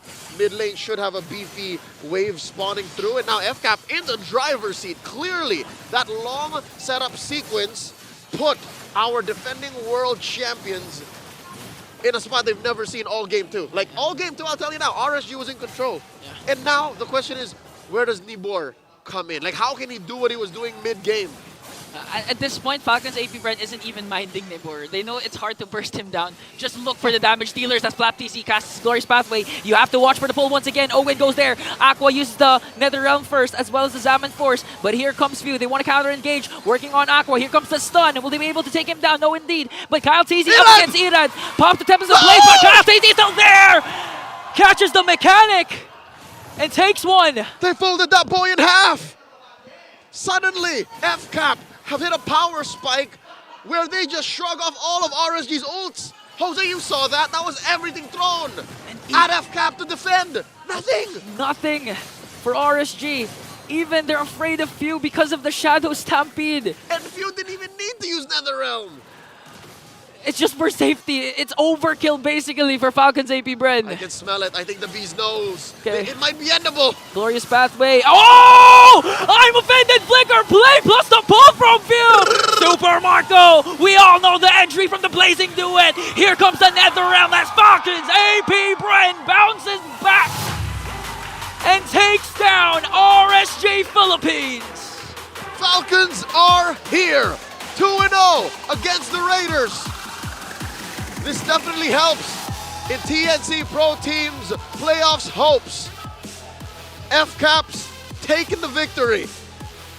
They won for themselves. They also won for TNC's playoff standings. But most importantly, they found their formula once again after suffering a loss from the Agents. Falcons APBren might be a step closer once again to their championship form. And with the bounce back of one, you wonder for the other. The former MSC champions, the Season 9 MPL champions, lay in shambles as they keep their heads up high in defeat. Jose, Ingan, man, what is wrong with RSG right now? How can they figure this out? I've never seen them this shaky, not this late into the season. They have to go through the process. I mean, they're showing glimpses of improvements with what has been mentioned, with what they're lacking. But again, you can't just show your improvements right away up against a Titan. It's hard to do that.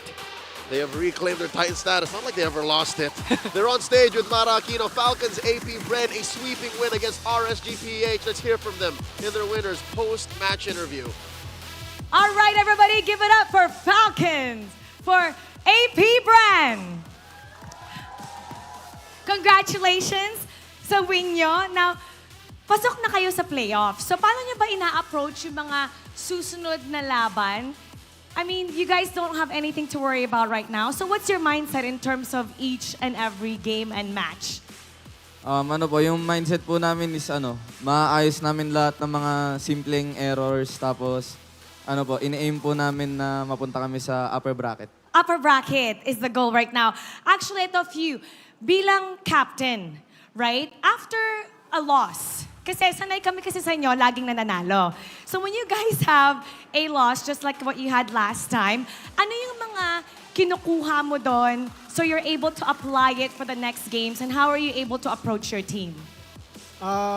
Pinapanood namin yung mga match namin, tapos individually, tinitignan namin kung saan kami nagkamali. Tapos tsaka namin pag-uusapan na sa team kung ano yung parang team error namin. Tapos, ayun, doon kami nag-uusap-usap na dapat hindi na maulit yan sa susunod na laban. How are you as a captain? Strict ka ba? Paano mo sila, pinapagalitan mo ba sila? Paano ba? Hindi naman. Hindi naman sila alam pagalitan kasi madisiplinado rin talaga sila. So, mabait ka? Mabait. Tama ba? Hindi kayo pinapagalitan? Hindi at all? Siplap lang. Siplap lang? Siplap? Okay. Kunyari, actually, Ogwen, gusto ko malaman. So, let's say may nangyari. Etong si Few, paano kayo kinakausap? I wanna see how the captain is. Nice try, guys. Flap, paulit-ulit ka na naman. I like it. Kasi that makes you like such a kuya. Ano naman, we're about to announce the MVP. Can I hear some names? Sino? Sino? Let's take a look at the screen. Phew!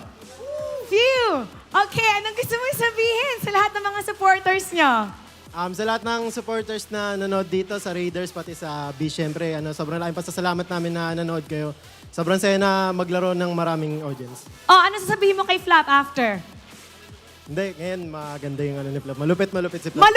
Malupit ang kanyang ginawa ngayong araw na to. At malupit na makukuha ng ating lucky fan na magkakaroon ng 3,000 diamonds. Come on up! Hello! Come on up! Hi! What's your name? Iyan po. Ian, ang ganda ng contacts mo, ang ganda ng mata mo, nakakagulat ah. Para kang werewolf. Sino dito ang favorite player mo? Si Flap TC. Si Flap! Okay, tabi kayo ni Flap. Tell us, ano bang meron kay Flap? Ang galing po ng play niya kanina. Ang galing ng play niya kanina. Meron ka bang gustong sabihin sa idol mo? Continue lang po yung laro nila para umabot hanggang final. Continue para umabot. Ikaw, Flap, anong gusto mo sabihin sa kanya? Thank you po at pagpatuloy nyo lang po yung suporta nyo, mas gagalingan ko pa. All right. Now, you get to take a bow with your team, all right? Congratulations. Falcons APBren, you may now take your bow. Hold hands down and take your walk of victory. Congratulations to Falcons APBren. Parang meron tayong trend ngayon na holding hands kasama ang ating mga lucky fan. And if you watch here at the venue, you might be the lucky one that will win 3,000 diamonds. But we're gonna break down that game first for you, so we're gonna head back to our panel. Pasok! Another clean execution once again from Falcons APBren. And to break that game down for you, we have our special guest immediately coming in the analysis with us. It's Coach Ducky. Yo. Hello. Hi guys. How are you? That's our game MVP. It's you. Renmar, earlier you were mentioning how you were really commending you and his patience in terms of using that NetherRealm ultimate. What do you have to say about that performance coming in from you? God mode. I mean, for majority of it was RSG Philippines setting the tempo, being aggressive. Again, we were talking about it. If you have the Toms in your EXP lane, of course, you're going to have to be the ones to be aggressive so that the Toms doesn't falter in the early, and then eventually your Toms becomes nothing. And Aqua, we got to commend him before we commend Faramis. Few. Because he was the one stealing his ultimates and making the most out of it in the aggressive plays. But when it was Falcons APBren playing a little bit more calculated, a little bit slower, waiting for the right times, it was Few holding on to the NetherRealm for such a long time that RSG, just when you thought that maybe they could counter-punish and turn the fight around, nope, Few still has his ultimate like that. Which makes me want to ask the question. Coach Ducky, so letting go of the Valentina, was it all part of the plan, or were you really just okay with it? It was actually actually a trade that we were, expecting to give them just way before the game even started. So the idea was to give them the Valentina. We pick out the mid scale with the gold scaling as well. Now we have to sacrifice our early game, as what you were saying earlier. They were on the advance, and we were on the back foot. Then we just play footsies until we hit our power spike, and this is what happens when you fall into that trap. So you guys really decided that for this one that you accepted that you'll be waiting for the power spikes really, and it'll be RSG setting the this tempo. is this is one of I think strategies of more experienced teams. This is what we give, this is what we get. Now this is the plan. So yeah, we've been practicing some of these trades, here and there, and I'm just happy that it's paying off. Yeah, I agree. And another thing that I really liked about this entire series is that how we were able to see two different versions of Super Marco, the bulletproof version once again here in game number 2. But earlier we've seen him play the Alice, which was kind of an unusual kind of gameplay we've seen from Super Marco. So Are we expecting more of those kinds of not really the bulletproof type of Super Marco plays? Oh yeah, next you should expect our Minotaur Gold lane. What? Yeah, there we go. Yeah. You know, and as you know, I was saying with my team, anything you practice, you basically get good at, including BS. Oh my goodness! The big set. The big set. That's what you mean by BS. Yeah, that's true. Yeah.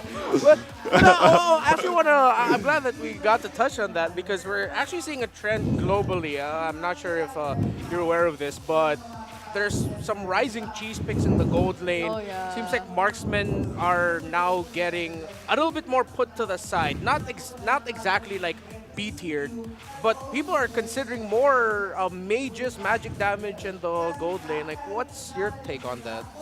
So there's a sudden shift in the hero choices just because it's a new patch. So Yeah. probably there's a very high chance that teams are actually still on the experimentation stage of this particular patch. Once it cools down, probably a week or two, then you'll see a more stable, heroes being picked and banned, across all regions. But at this point, my theory is that every team, including mine, is experimenting on what heroes is working or what heroes are working and what heroes are not working. And, we'll probably have a rough idea of those heroes, but, we'll see. Yeah, that's fun. I feel like we're in a more exciting version of the meta. I agree. Because the first 3 to 4 weeks were sort of... It kind of sucked yeah. because it was for sure red side was probably going to lose. Blue side was like a 60%, 40%. That is true. But then now it seems like, because as you mentioned, we're in the experimenting phase, red side is a little bit more attractive now. I mean, even coming in from week number 5 or prior the patch that happened this week, we've seen some teams already starting to explore TNC, introducing to us the Pyramis Mathilda once again, and your team, Falcons APBren, deciding to adapt it as well, coming into like the first match you've had this week, showing us that version of the Falcons APBren as well. So I think a lot of teams are really eager to adjust and explore. I mean, Coach Ducky, I also feel like you're starting to explore a bit more. If I may ask, we noticed earlier you no longer wear your usual denim jeans. my denim, I like how I do have like 5 pairs of those. same exact size, same exact brand, same exact, but I just feel that this is more comfy. Like I've seen this with like their generation. I was like, oh, their generation. I part of their generation. I am old. Oh no! I thought you were 22. Oh God! Thank you, man. I have a jacket for you backstage. Yeah. See, that's how you get the jacket. Bring it I up. thought you were 18. Oh my! No, that's yes. A big set. A big set. You set yourself up for success. Okay. That's what I mean. I hope we get to have our. I'll see. Maybe I do have to pay. I don't know anymore. But now I think Falcons APBren prepared a short video for us to commemorate once again, the M5 skin launch. So before anything else, let's watch this short video. Let's go. Go watch.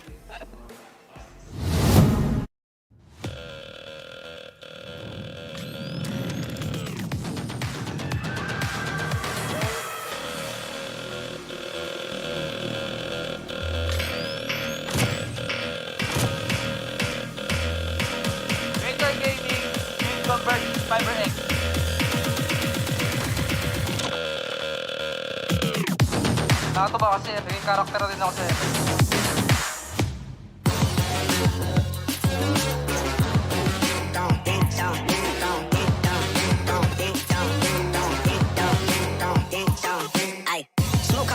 I would really like to thank every one of you for coming here and sharing this moment with us. And I hope that by using our skin, you get a little bit of power up and motivation to play the game more and share our experience and our historical championship with all of you. So again, thank you very much and please enjoy the day.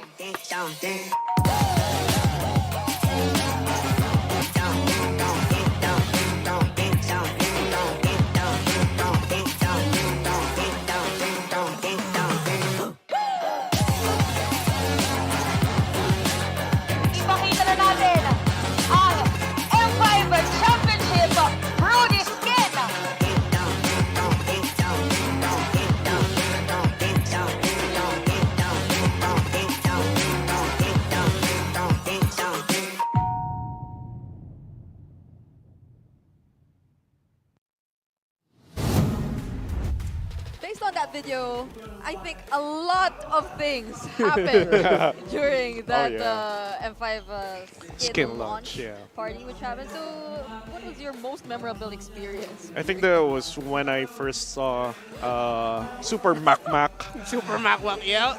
with his Brody skin Don. Yeah. And I was like, oh my lord. Who are you? I mean, this awkward kid is wearing a cosplay suit, and that was just, one of the most memorable moments during the skin launch. It was fun. I can't believe he even had the wig. Yeah. It was just so. I wonder why didn't FCAP do the same? Because he didn't have abs. Not yet. He's working his way towards that. I want to ask though, are the boys like really thrilled that again they've made history? Bren now has a second championship skin and the first ever finals MVP skin. How hyped are they about that? I think they're pretty happy, but it's not as the same one back in M2. Yeah, this is probably just another day at the office, But that seemed like so much fun, really. Oh, yeah. And we had so much fun as well having you here. Thank you so much, Coach Ducky, with his new cargo pants. This is Brigida together with Renmar, and we have one more match coming your way later on. But before that, we'll be throwing this to a short break, and we'll see you later. Bye. See ya, guys. Bye.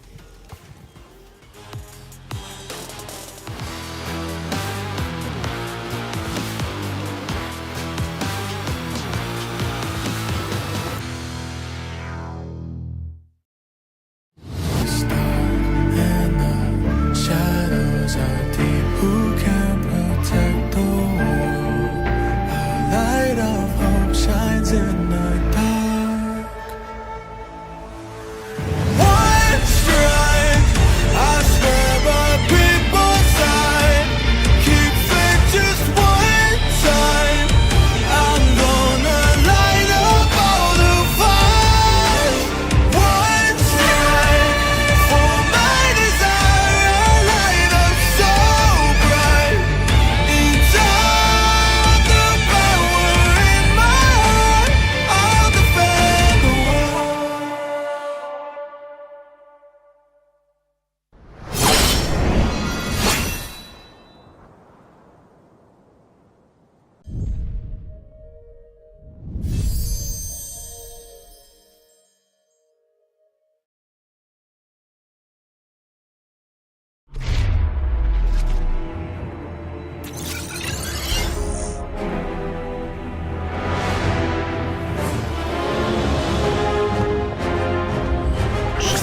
You don't know the power of the dark side.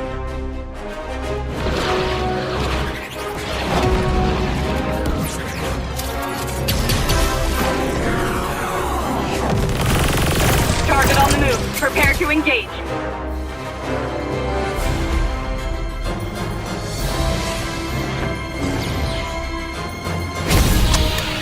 May the Force be with you.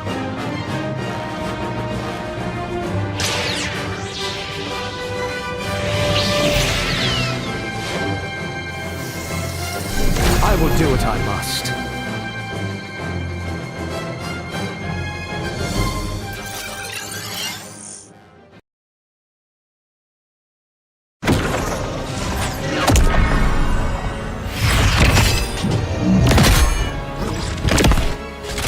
At last, I am complete.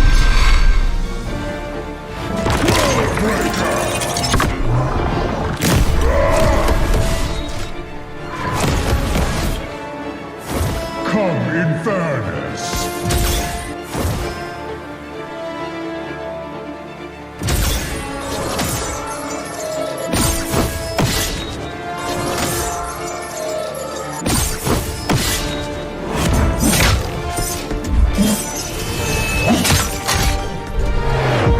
Annihilation awaits.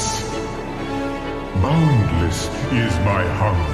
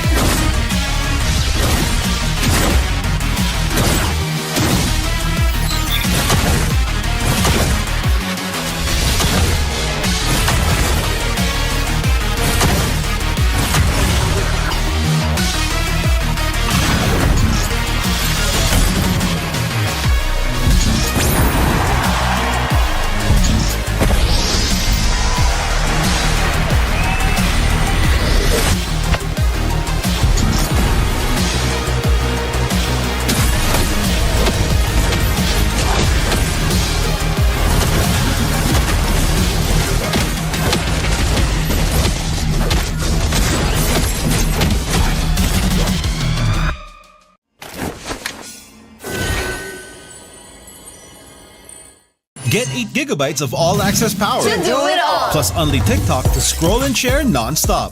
Power, work, life, and more. With Smart Power all-access data now up to 90 days. Load now. No signal, no fun. If only you could switch in an instant. But wait, you can with the Smart eSIM. Backed up by nationwide coverage. Get your Smart eSIM now.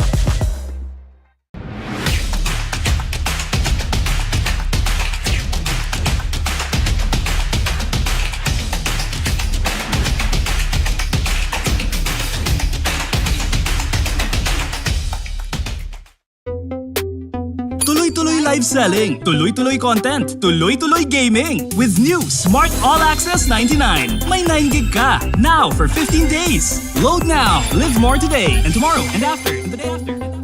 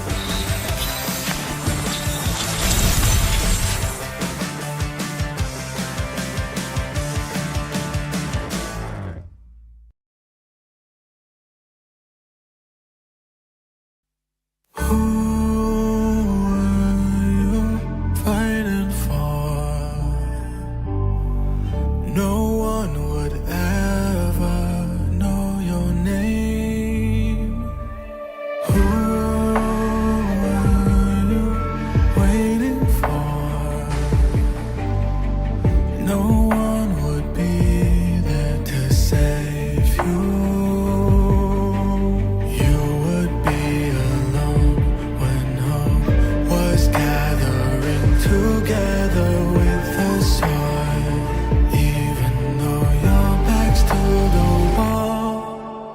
One strike, go cut the monkey mind. Your blade swing one time when clouds have cleared, sunlight can shine. One time, the fight is yours. I feel with your sword. There's endless power once you start. Never lose your heart.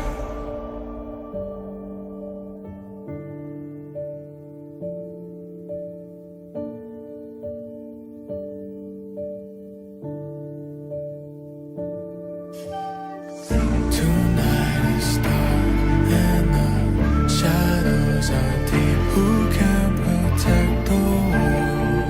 A light of hope shines in the dark. One strike, I swear by people's side. Keep faith just one time. I'm gonna light up all the fires.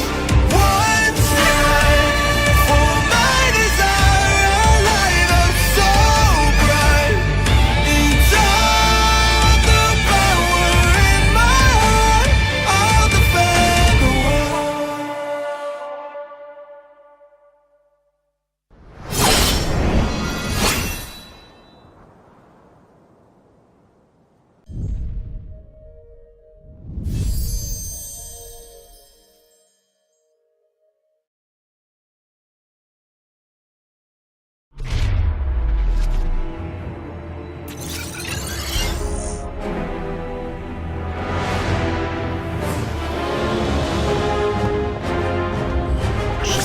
You don't know the power of the dark side.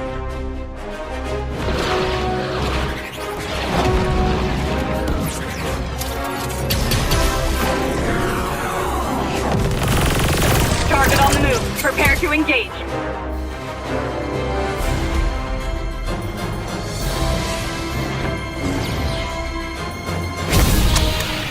May the Force be with you.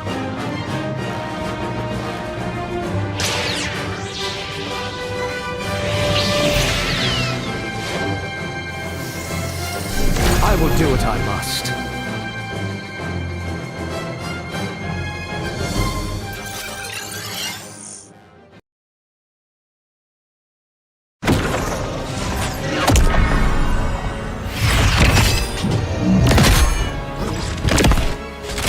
At last, I am complete. Worldbreaker!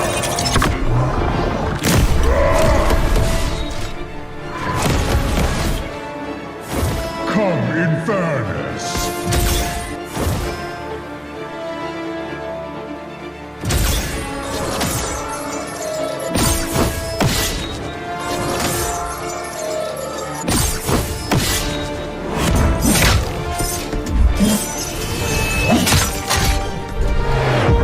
Annihilation awaits. Boundless is my hunger.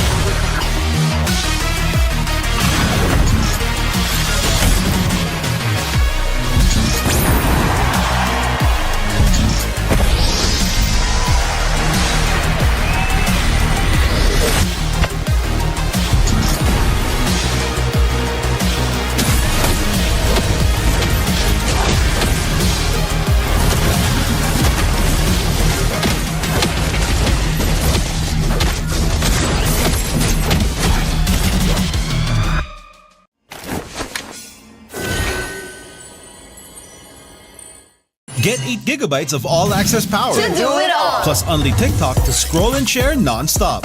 Power, work, life, and more. With Smart Power all-access data now up to 90 days. Load now. No signal, no fun. If only you could switch in an instant. But wait, you can with the Smart eSIM. Backed up by nationwide coverage. Get your Smart eSIM now.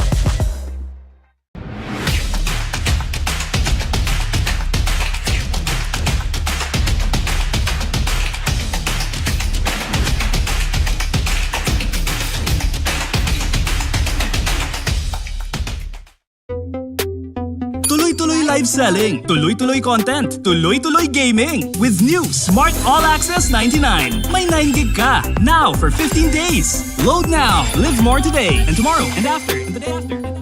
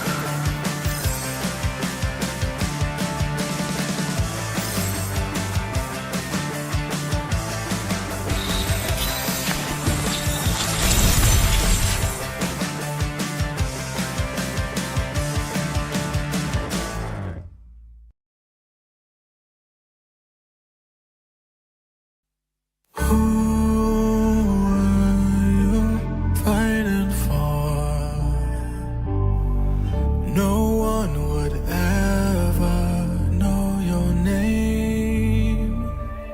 Who are you waiting for?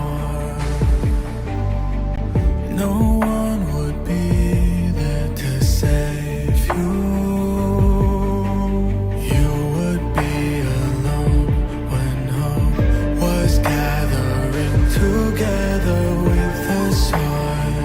Even though your back's to the wall. One strike, go cut the monkey mind. Your blade swing one time. When clouds have cleared, sunlight can shine. One strike, the fight is yours. Stop it with your sword. There's endless power once you start. Never lose your heart.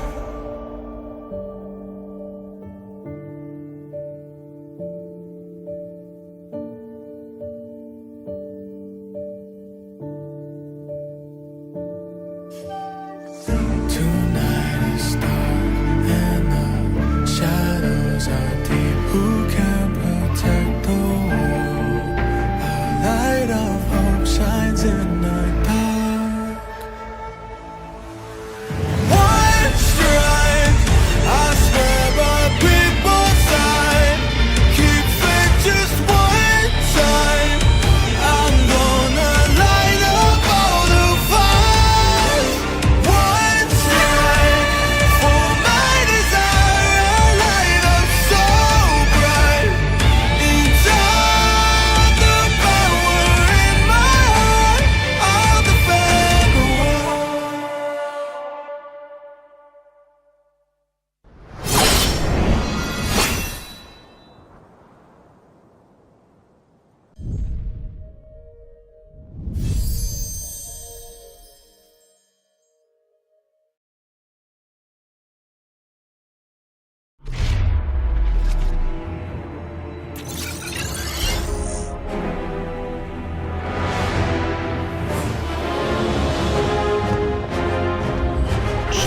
You don't know the power of the dark side.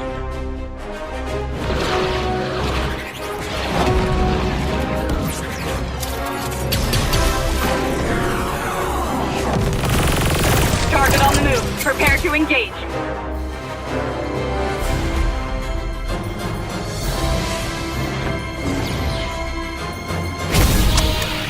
May the Force be with you.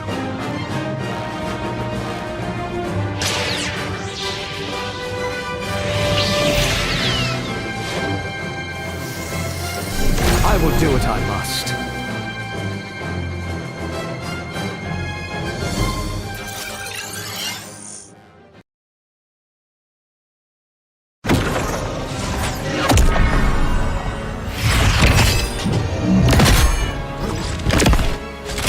At last, I am complete. Worldbreaker!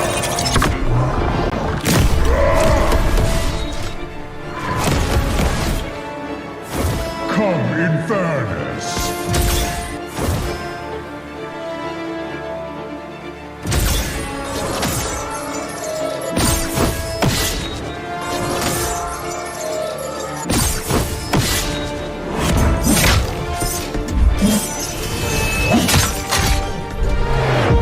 Annihilation awaits. Boundless is my hunger.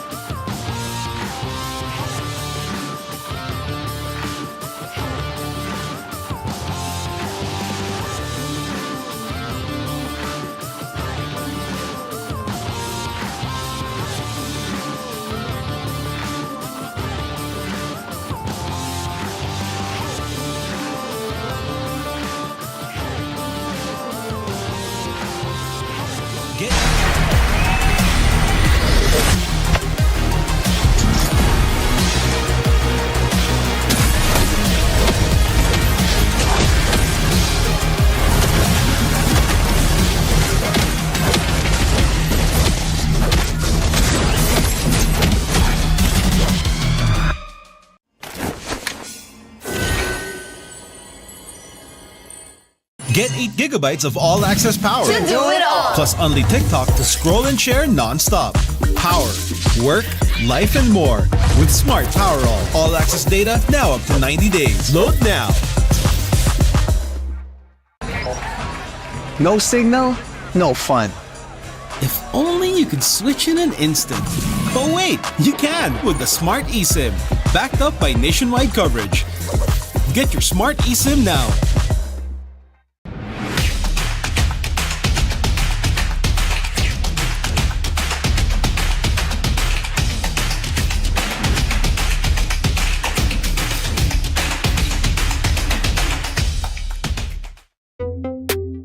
Tuloy-tuloy live selling, tuloy-tuloy content, tuloy-tuloy gaming. With new Smart All Access 99. May 9 gig ka. Now for 15 days. Load now. Live more today and tomorrow and after and the day after.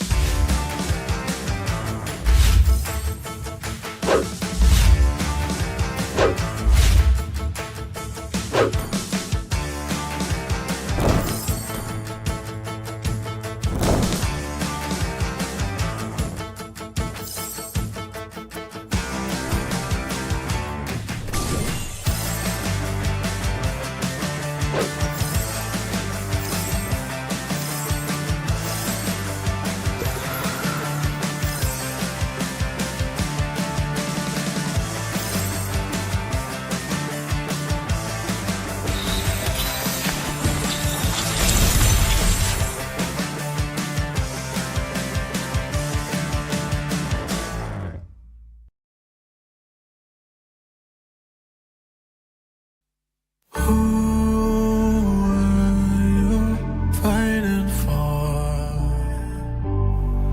no one would ever know your name.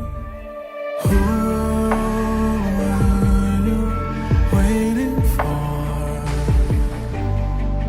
No one would be there to save you. You would be alone when hope was gathering together with the sun. Even though your back's to the wall. One strike, go cut the monkey mind.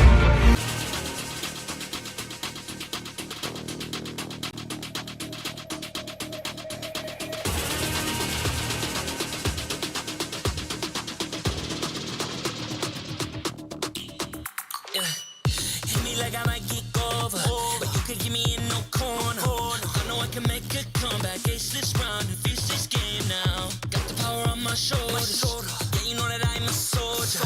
You can keep me off my guard, but you can't keep me from my honor.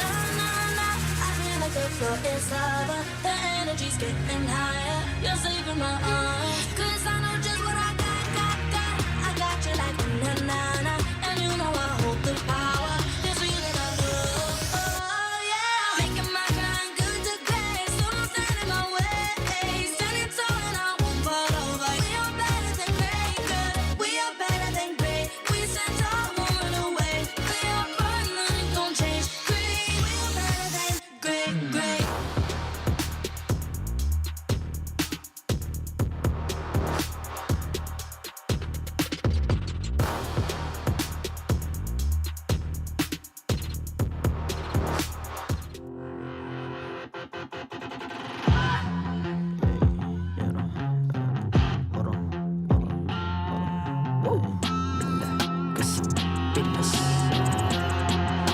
Malakas ng Pinas, malakas, Pilipinas, malakas, kahit anong lane, we become the monsters. Malakas, Pilipinas, malakas, face the golden sun and ribbon for the 3 stars. Look at us to the top, no ifs, no buts, winning any game, para to sa PINAS.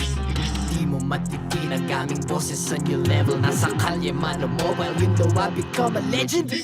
Open fire, we unite, we winners. Built with pressure, like diamonds are made of. Switch in a lane na parang gera, HP racing, may reset up. Built agad ang buhat ni Hilda, full load SS parang Lyra.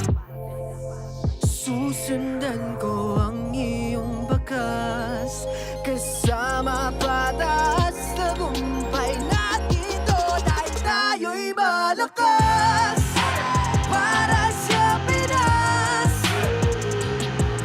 nasa amin ang alas, hindi to atras, kinikilala sa taas kasi kami ang malakas. Para sa Pinas, nasa amin ang alas, hindi to atras, kinikilala sa taas, ganito kami sa Pinas. Wow! Hold on, yeah, malakas ang Pinas, we are Laging MVP, no surrender, no retreat. Pag nagsama-sama, just imagine what we can achieve. Laging MVP, no surrender, no retreat. Giving 100 all my all, cause we just cannot be defeated. We are unstoppable, immune and invulnerable. Ready ang equipment, lahat frozen, malang crowd control. Pakita ko na jab like pow, east to the southeast. Taas sa watawat, proud and loud, cause every enemy we devour. Susundan ko ang iyong bakas,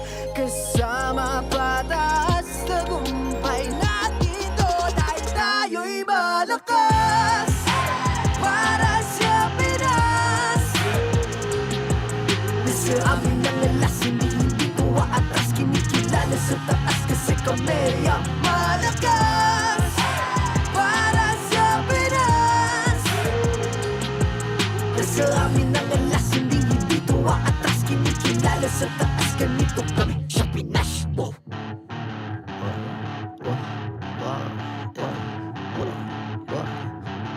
Malakas, Pilipinas, malakas. Kahit anong lane, we become the monsters. Malakas, Pilipinas, malakas. Face the golden sun, we're repping for the 3 stars.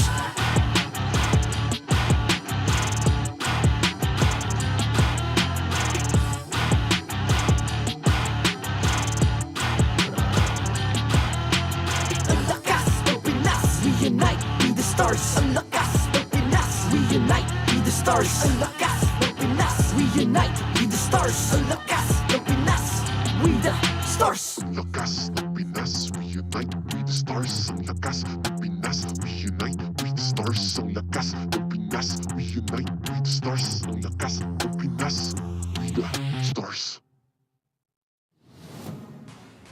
The 14th season of MPL Philippines is brought to you by the following sponsors.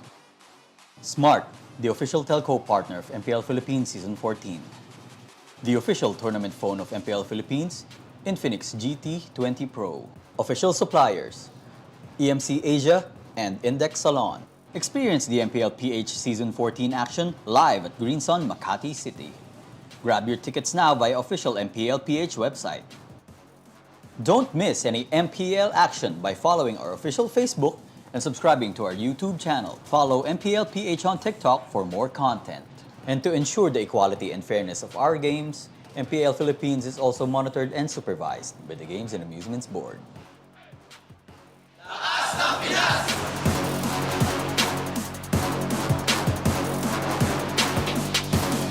Lakas ng Pinas!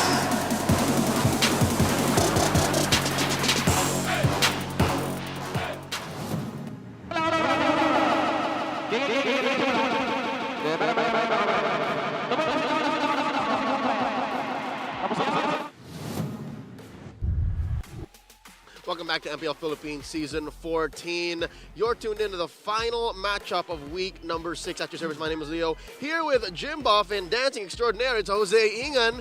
How are we today? You know, the only thing I remembered from the last match was the That was the closing moments of game number 2, wherein Falcons APBren took down RSG in a sweep. Yeah. And amazingly, we've seen Falcons APBren step up once again, one step closer to their championship form, the way we used to see them.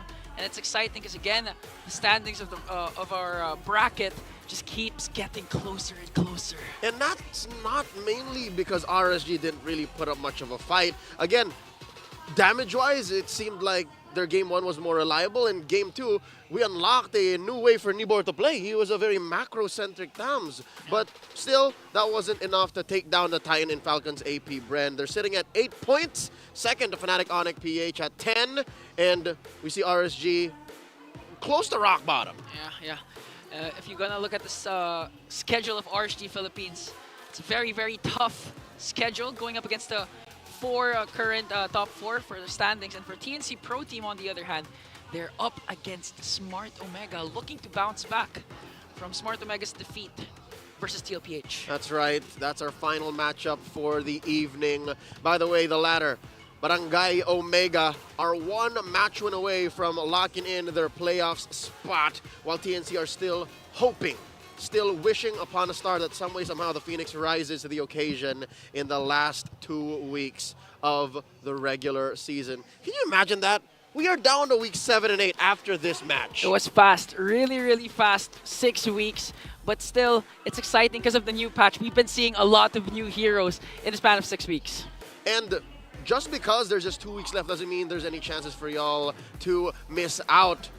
We are still selling tickets to MPL Philippines, so come watch us live. MPL Philippines tickets are now 20% off thanks to our official sponsor, Smart. And you can become a Smart subscriber. Go to the official Philippine website and enter the promo code SMART MPL S14 before you purchase the match you want to see to get that the juicy 20% discount. At this point, since neither Blacks International, RSG, nor TNC are confirmed to be eliminated, with no hopes of reaching into the playoffs, every match from here on end are must-watch. Close, very crucial, can determine the outcome of the playoffs even. That's why it's so exciting. We're going to need the help of our analysts, Renmar Santa Cruz and Brigida to break down this next bout. We'll throw it over to the Infinix Game Tambayan. Thank you so much, casters. Once again, it's Brigida and Renmar welcoming you here in the Infinix Game Tambayan. And as mentioned earlier, this week, it ended rather surprisingly because we came into week number 6 with an idea that probably by the end we know all of our playoffs teams, but it's the exact opposite that's happening right now. Yeah, because of the results from everything that happened so far in week number 6, no one else secured their playoff slot.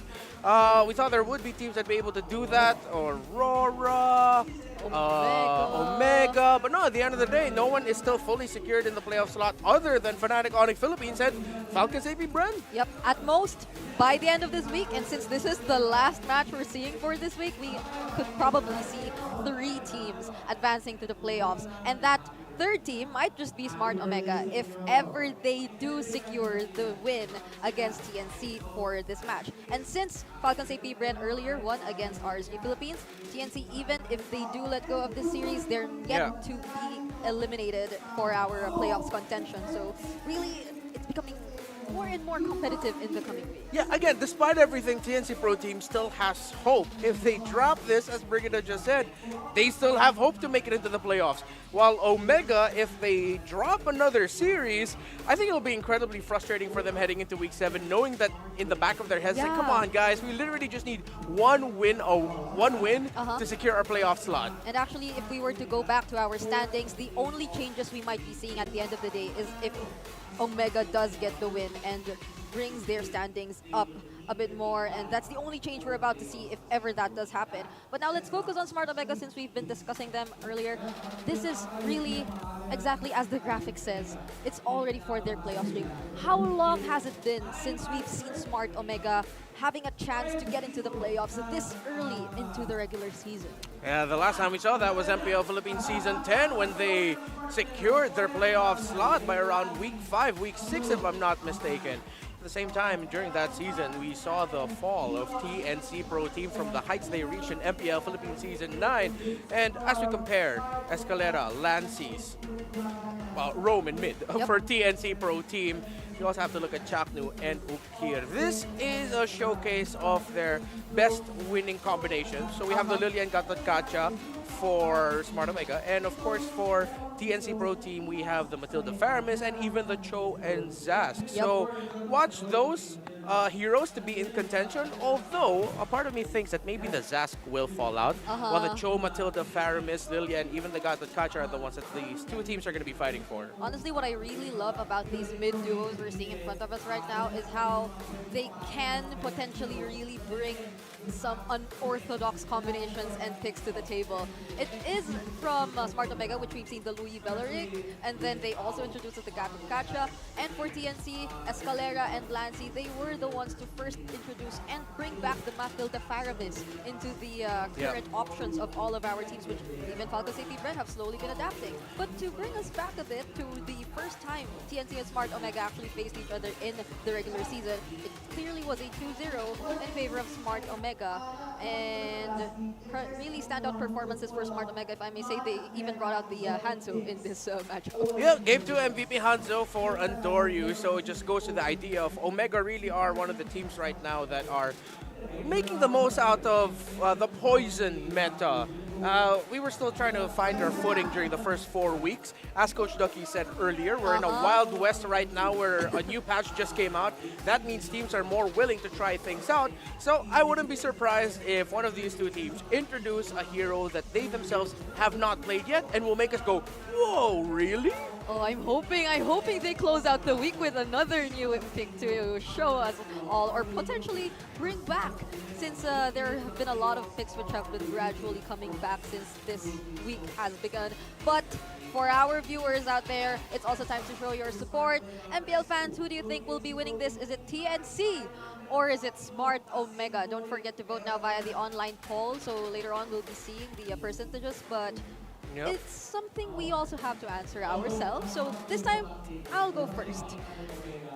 I give this to TNC.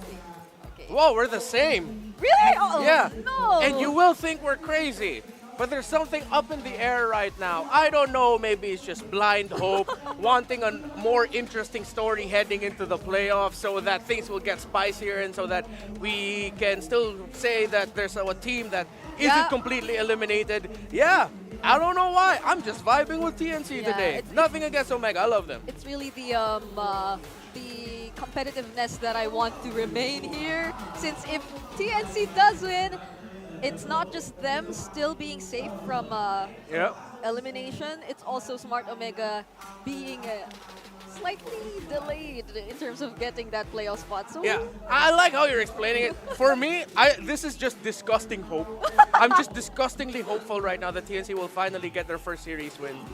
Yeah. I mean, we've been seeing glimmers of hope with how TNC has been slowly changing things up. They never wore their black and orange jersey again.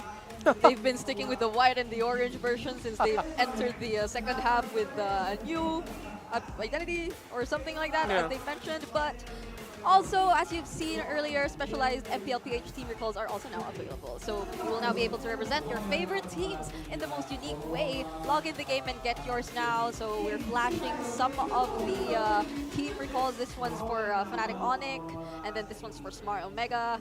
So honestly, for me, and I think even Redmar, we already got the Team Liquid PH recalls. Yeah. Mine for around 815 diamonds. I like how you keep flexing that you got really lucky with the draw there. I spent around 1,000 plus. On average, I think it's around 1,000 for most people. But if you want to get all, better be rich. Yeah. No, I'm kidding. There's good promos in the game. Just go for it. And if you go here to the MPL Arena, there are a lot of ways for you to win diamonds as well. But for now, we need to get to know the teams and the players who will be playing for today. This is Smart Omega versus TNC Pro.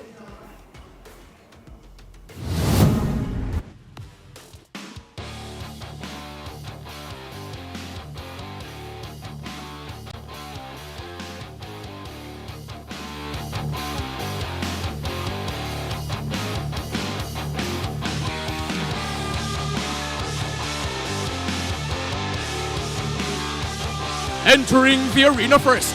Every match is a potential step towards the playoffs. It's focus time for the barangay. Let's go! Smart Omega!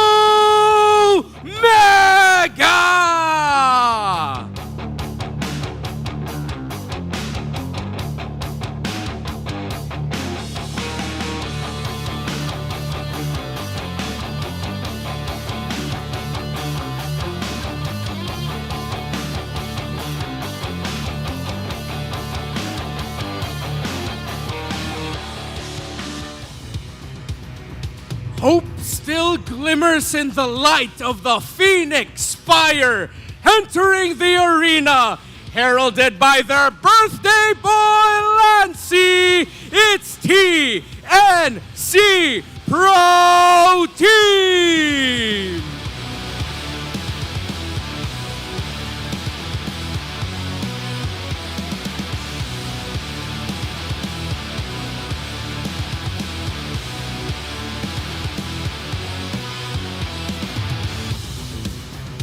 And their coaches. For Smart Omega, Coach Lembot. For TNC Pro Team, Coach Wolf.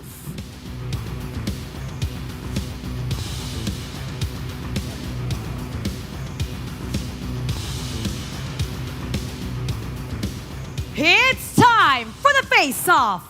Lancy, Ukir, step forward.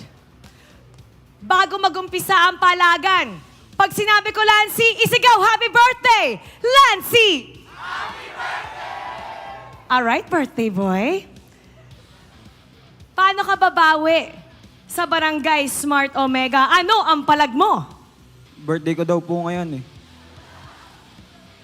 Ikaw naman, Okir, paano ka makakasiguro na hindi makakabawi si birthday boy? Ano ang palag mo? Alam kong birthday mo pero hindi ka namin pagbibigyan. Palag kang palag. Fist bump. It's the fight for glory and the fight for life begins now. Who will come out on top? It's time to find out and enter the Lanadon panel. Pasok. What a statement from Ukir we heard right there. Oh, and, yeah.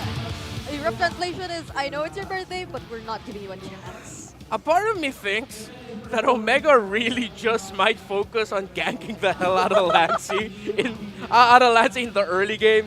Again, this meta is determined by what happens in the center of the map. Win that, you most likely win the game. And I think Omega would want to pressure the birthday boy Lancey since TNC Pro Team's center of the map is what's been having problems all throughout the season. Yep, and I like how you pointed that out since I do feel like there is some sort of similarity between how both of these teams really need to activate their conditions in terms of their playstyles. Since they're really close in terms of average game time, I think both are around 15 to 16 minutes. They're like next to each other in terms of the team rankings. And so it's somewhat very important for us to watch out for how these mid-rotations are going to happen, because if they are going to do that focus on Lancey and they're going to deny that potential early game for TNC, then how rare or how likely is it that we're going to see them bounce back or regain that momentum once again? So now, speaking of conditions, this is the Infinix keys to victory for Smart Omega. Draw out the match until the late game. I can't believe we're going back to the Omega timers. TNC dominate Omega in the early game, and for both, fight for glory, fight for your life. Yeah, this is like the simplest Infinix keys to victory we ever had. Basic math. Smart Omega has only lost once in games that went past 18 minutes. TNC Pro Team, you already know. How many seasons have we been saying it? No, the early game's good. It's just the mid to the late game. It's like that's where something happens. And I'm not gonna repeat myself anymore. Yep. So my only analysis will be TNC. Yup. But I think another thing we could probably look at is how, apart from all this early game, late game conditions we have to take note of for both of these teams, is how regularly TNC, when it comes to this week 6, week 5, like towards the end of the regular season, something just really happens. Like, miracles happen. There's a sudden switch that turns on within TNC Pro Team that they just suddenly seemingly don't think about the pressure. And I'm not just talking about the times wherein they just know that they're out of playoffs contention. Probably for them right now, it's really important that we see that come into play, like that mindset they've shown us in the beginning of week number 5. It's like just they just don't care about anything. There might just be some good that comes out of how they're second in terms of most deaths or least deaths, meaning that they tend to really give a lot of casualties. But then if they just go all out aggressive and they win it, that's kind of high risk, high reward. Yeah. And now with Omega picking the blue side, of course, it's interesting because, as Coach Ducky said, we're in a point of the meta with a recent patch where experimentation is warranted. For TNC Pro Team, it feels like, can they even afford to experiment or show us something crazy? Because the stability is what they're looking for. How can you be stable when you're trying to experiment or when you're trying to bring out these unique picks that you know in the scrims and in the days leading up to this just didn't work out, but you know, application in terms of the in-game execution in the actual tournament day, it's different. So yeah, let's see what happens. Yep, I think they somewhat saw a chance of them being able to pull that off whenever, or especially when they did introduce Celestia Fire and Matilda. It wasn't a go-to mid-duo that we've seen in the first few weeks of MPL Philippines, but they were just able to make it work. And somehow, even the top teams have been adapting it, as we've been mentioning earlier, that being Falcons APBren in the beginning of week number 6. Yeah. So now, we're seeing Pyramis banned out here by Smart Omega. So could they be prioritizing an immediate assassin pickup here for Smart Omega? Yep, of course, you want to get the Hayabusa. TNC would probably go for the Link or the Nolan. I like the bans here of Omega. They acknowledge some of the best heroes that TNC have fielded. Loyi, Tharamis, the Julian of Kaizen. So now, TNC Pro Team, they don't need to rush the jungle yet. They can pick it third. So I like that they prioritize the Tigreal actually for the counterplay that you can get, and knowing that you have the high loss on the other side of the team, or the Loyi in the other side of the team banned out, that means the Tigreal should be safe alongside the Vexana. So it's a basic roam mid combo and the safest that you can get. While Omega are building up a lineup that can have an insane power spike, once the Hayabusa levels his ultimate to level 2, and if ever they win maybe the laning phase for the Harith in minute 6 to 7. As expected, TNC does pick the Nolan hover, so nothing too crazy with the first phase of the drafting. Yep. Even the surprise or new picks which were introduced to us yesterday by Smart Omega, such as the Alice Gold Lane, might not be happening since they are really reverting back to what we've been commonly seeing for the first few weeks. Once again, happy birthday to Lancey. So that's his birthday tarpaulin that we're seeing right now, being held by all the fans of TNC, the Phoenix Army. And now going back, it's quite surprising to see how they've pretty much went with really straightforward drafts here for both of these teams. Like TNC Pro Team, they've already revealed their mid trio. So that's one thing to note, especially as we've been very heavy on the idea that the mid rotations here and how that will be carried out are really huge factors as to who will be getting the upper hand in this game. How will this entire game will be carried out? Now, I'm starting to think what could be the option for Kozen, since Kozen's been one of the key players that TNC tends to really play around recently, as I've been observing in terms of their drafting. Yeah, let's see, because it's good bans. The fact that they took away the Moskov. Again, Roger, I feel like really has fallen out. They take out the Lunox also. I think they're going to end up having to pick like a Melissa or an Ixia along those lines. Yep, is the Claude something you could consider for this kind of lineup? It's going up against the Harith, but then it's adjusted. Yeah, but that'll be their late game option. Good ban also in the Valentina. So because of the Loyi Faramis ban by Omega, TNC Pro Team can't afford to ban 2 mages because now Okir's pool has lessened. Oh yeah. I think we may be out of heroes for Okir. We still have the Zask available. You call the Claude, bring it up, they go ahead and pick that up. Okay, for Okir, I think the only ones remaining are the Lilia and the Zask, as you've mentioned. Jushin also. Zushin and the Aurora, perhaps? If they Aurora just got banned out. Oh no, it's gone as well. So what could be the pick? If this is a Grok, then I usually see the Lilia. Yeah, usually. Let's see. What if it's going to be a different kind of mid lane? What if it's a high loss mid lane? Oh. And we don't see the XP yet? And we're going to go something crazy with the EXP. But I think, yeah, they might just go for a traditional mage because they need the... Wait! Maybe. I'm not going to turn off the idea. And if you're calling me crazy for mid-high loss, I mean, come on, we saw Rosa do it. Oh, wait. It's a No, Zask. it's Zask. Oh, I mean, I think other regions have showed us the mid-high loss. But this, again, is a hero which we've expected or we felt to slowly decrease or really go down in terms of priority. Yeah. So, might just be the safer option if you're Smart Omega. But for TNC Pro Team now that we are looking for their XP laner. Are they just going to be trapped with the Zask? Excuse me, at Terizla again? The Terizla is there for heads. I kind of like the idea of a Cho EXP for heads. If they're comfortable with pulling that out. Because some lockdown would be great. Why? Let's go. That felt good. Yeah, and again, they needed the lockdown. This does put a lot of pressure, we have to acknowledge, on the Tigreal to survive as long as possible. But TNC decided to opt for the idea of, okay, if we can't get them through the front-to-back team fight, let's just hope that we can get the Cho to pick off someone, put ourselves in a better position. And so that might mean Heads will be frontlining, might be the one calling the shots, while Escalera's waiting at the wings, and then he'll be coming in with a more counter implosion. Yeah, I think we've seen that kind of play style for Tigreal users become more and more evident as time goes by, since it kind of really is one of the biggest things or threats that you have to think about when there's a Tigreal. But for now, let's head into the action. I cannot wait to see how this goes. Leo and Ingan, it's all yours.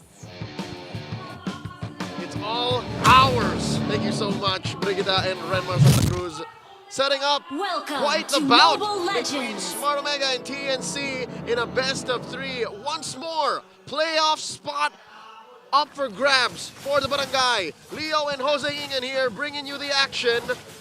I gotta say, I don't think it's just mass copium that the panel, the analysts, and we here on desk say TNC, they drafted quite the hell out of that bout. Yeah, I mean, looking at the lineup of TNC, you know they have a lot of engage, they have a lot of catch, but I do agree with what Brigida and Renmar was saying that Heads has to be the primary roamer this time, has to be the zoner, the frontliner, to activate Escalera's counter implosion plays. As an EXP laner. As an EXP laner. He has to cross the threshold and live in Andoryu's jungle. Again, here's a response. Okay, who got the purple buff, but Kaizen goes in.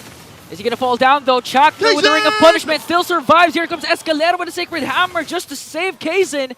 The over-aggression of TNC wasn't punished and Head flickers in. Wants to go for Okir, draws the first blood and he will fall down. But Heads as well. You know what? On an economic scale, if you think about it, an EXP slash roamer given his life to take down the mid laner, which is a secondary core, that's a good deal for TNC. Again, they can keep pushing the advantage. Oh, Big J! Okay, Escalera forced to use the flicker there, trying to get Jome, but Jome remains unbothered, still safe. And I do agree, that was a worth it trade for TNC.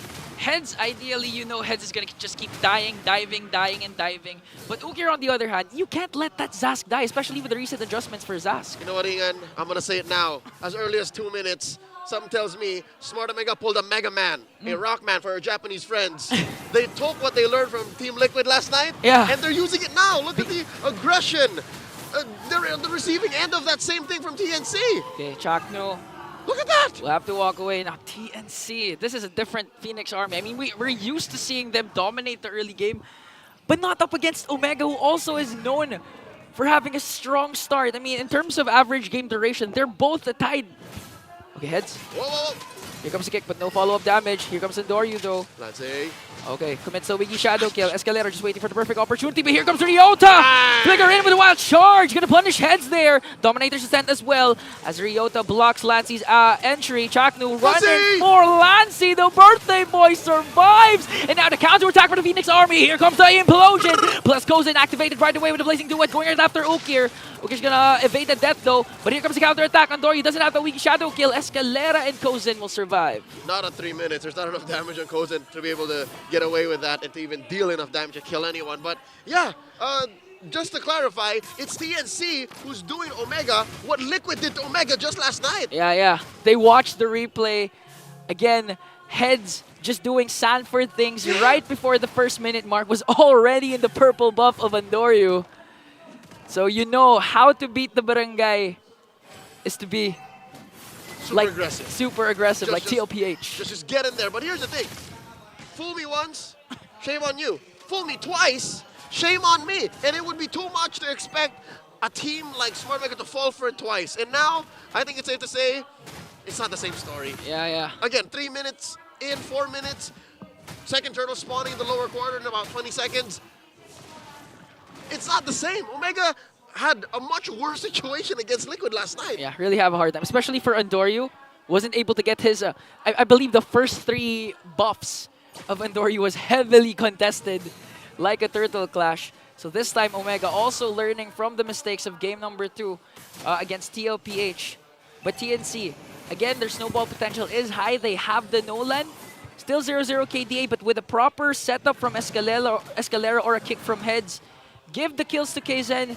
TNC can snowball from this. And that's what we've been talking about all weekend long. I think the team that has the easier execution can get results much, much faster. For TNC, it's as simple as you just said. A Sacred Hammer, a flicker into an implosion, a kick from Heads. That's all they need to get going. Omega, though, they got to lay it down from Chaknu. Ryota's got to get a great wild charge. Perfect lineup for Ukir, and then another to finish up. So now check it out. There's a kick. There it is. On to Ryota. He has to flicker out, though. Survives the clash as TNC works on the turtle. Chakno has to use the glorious pathway. Gonna zone out Kaizen there. Heads soaking up the damage coming in from... Oh! Who's gonna fall down? It's gonna be onto Escalera. It's gonna be Andoryu still with the turtle.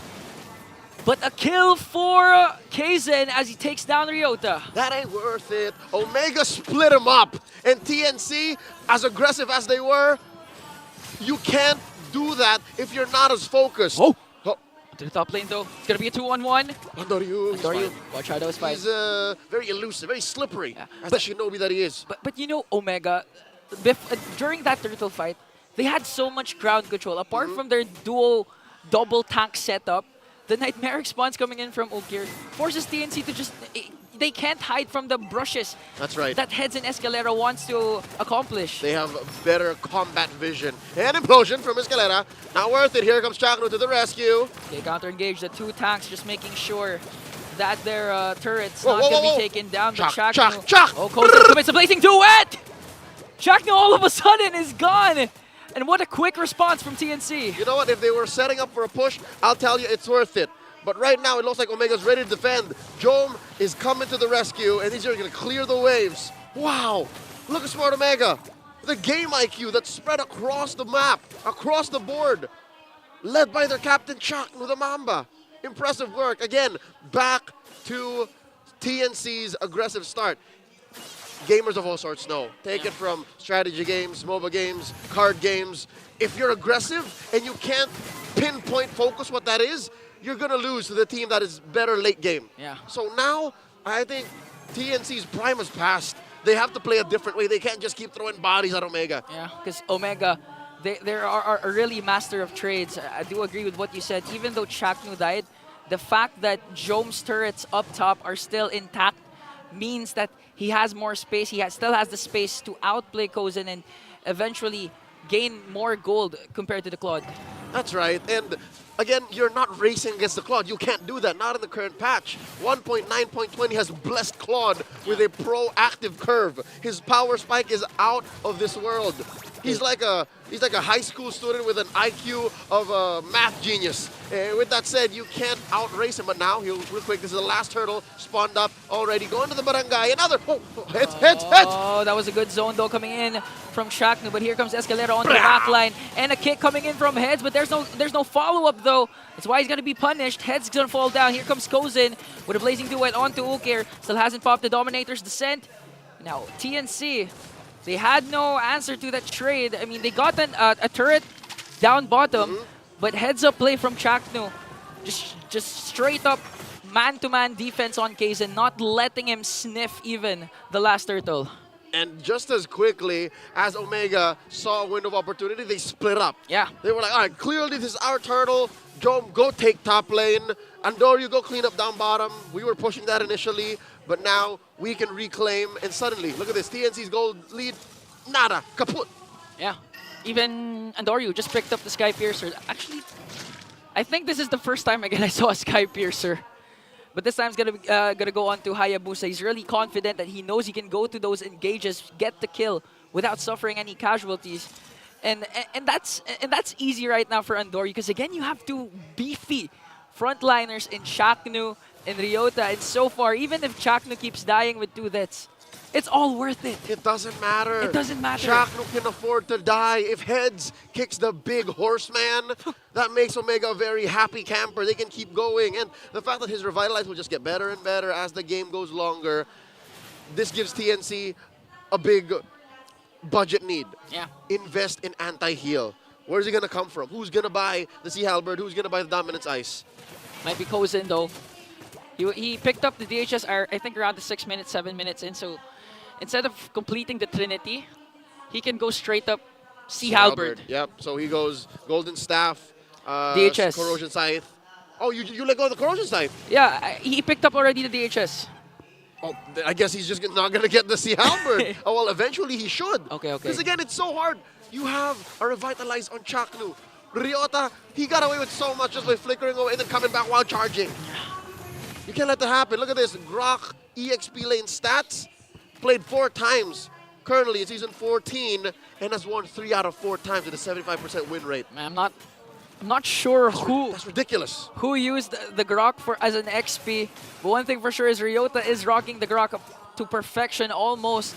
Look at that, just really zoning out TNC, gaining ground control. It's easy for Omega for every single neutral objective. Man, talk about picking the right tool for the right job. Look at TNC, Escalera, Heads, Lancy, to some extent Kozin. Yeah. Besides Gage. All of them have to walk. All of them can't just jump to position. So that's why the Grok is so useful, especially coming out of the EXP lane, costing very little. Now Heads living inside the pit. Slight advantage to Omega. Joe Minandoryu hitting away. Escalera. Down to a fourth of its health. Escalera, look at this angle. Here comes the kick. Escalera though going for the backline. Here comes Joan with his Salmon Force. Kozin has to use the Blazing Duet. Escalera just working on Andoryu, but Andoryu still gets the Lord. Kazin has to walk away. Escalera! And Escalera suffering the Dominator's descent coming in from Okir. And there's the trade. Roamer for Roamer. Escalera for Chaknu, but Omega secures the Lord. Well set by Smart Omega. What did I tell you, Jose? What did I tell you? If Chaknu dies, that's okay. He did his job. Smart Omega leaned hard into it. What Joshua Mangilog bought for Omega was a clear path to the retribution. Yeah. And throughout that whole debacle, Jome could have really leaned into it, but no, they were focused. Again, this is the mark of a great team, a championship team in the making. Clear communications, a one-track mind. I think they were all saying, no, Lord first, in Tagalog, of course, but Lord first. Look at Andoryu just really flexing right now. Their gold lead as he commits the Uigi Shadow Kill on to 4. He doesn't care. He doesn't care at this point. And now Omega has the Lord up top. 1v1 Kozin! between Kozin and Andoryu. Blazing Duet is there. Off-cam kill! Does he have a quad shadow? Will he go for it? Off-cam kill. no. Escalera's going to fall down, but this time here comes Kazin. It's going to be a 1v1 for the junglers. And the Fracture will secure the kill onto Andoryu. Kozin softened him up for Kazin to finish the job. All this while, the push up top. All right, you know what? For once, in the mid-game, the post-power spike, TNC actually won a trade. Yeah, finally. But this time, Omega answers that right back. Not so fast. Okay, but TNC answers also as they take down a turret down bottom. And now TNC, this is what I like about TNC this time. They're not just playing as passive compared to their previous series. This time they're making sure that they have to force a trade, and they are getting those trades.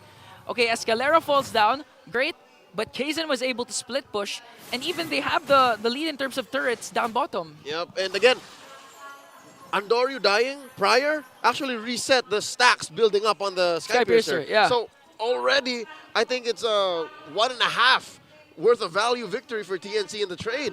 Now Smart Omega with a very small 200, 300 gold lead, approaching a 13-minute mark. TNC can still count their blessings. Kazin getting his purple, the map not being as blue, and them getting some semblance of vision. Again, you talked about how Ukir are able to clear bushes. Luckily, TNC has a way to do just the same. Throw a sacred, no, the first skill into a bush, check, right? Lancy, throw out your skills, nuke it, check. And the fact that Kozin is rocking the Purify also is another way for Omega to add layers to their setup. So it's not as simple to catch TNC. That's why that moment down bottom happened, is because Omega have to choose their fights now. And this is a great way for TNC to actually recover, to put on the clutch. It's not just blind rage, just aggression. Now they can finesse into better engages. Yeah. But TNC, again, execution really needs to be pinpoint here. We've seen a lot of times this Head starts things off with a good Way of the Dragon, and then Escalera goes to the backline with the Implosion play. But the problem is their damage dealers get zoned out by Chaknu and Ryota.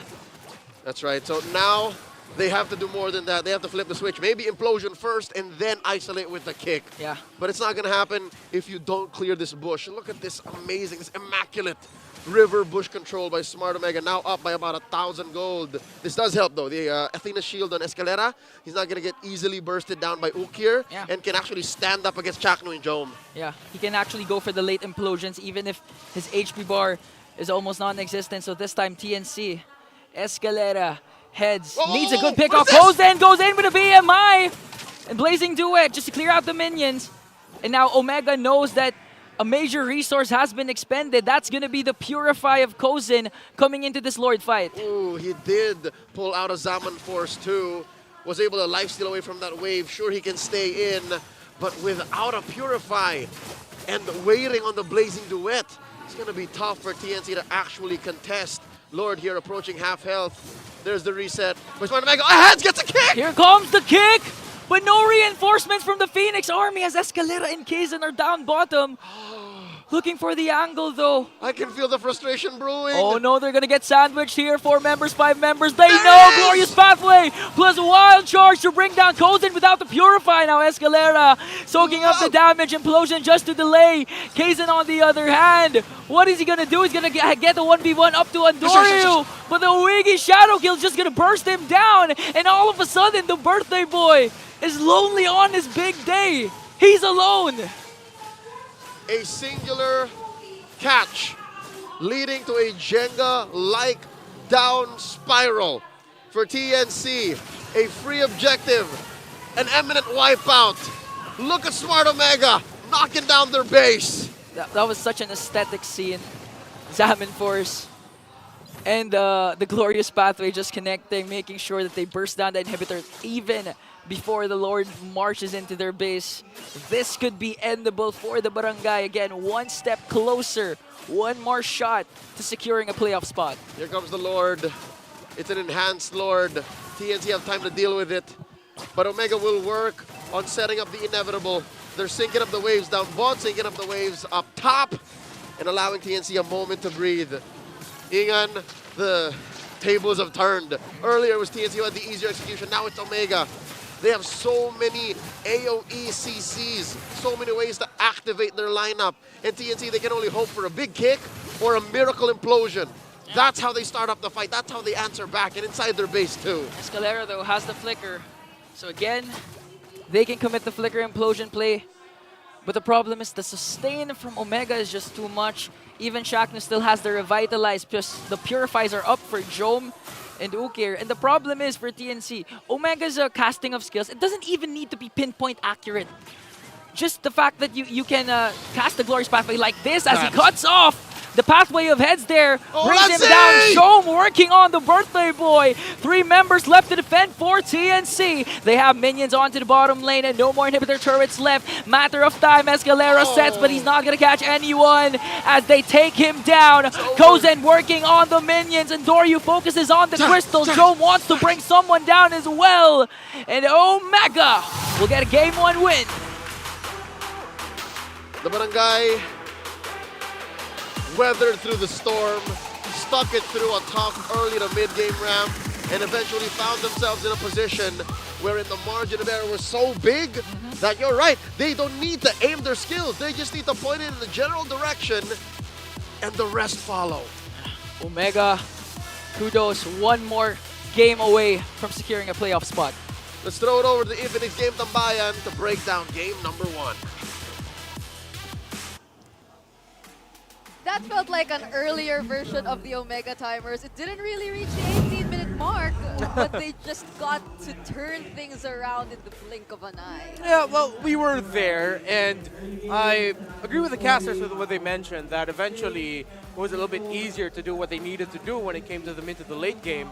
And again, we see the sickness of TNC Pro Team, where the confidence and the discipline and the connection that they show in the early game leading up to the mid game, they have a difficulty translating once the third turtle and the first lords are up.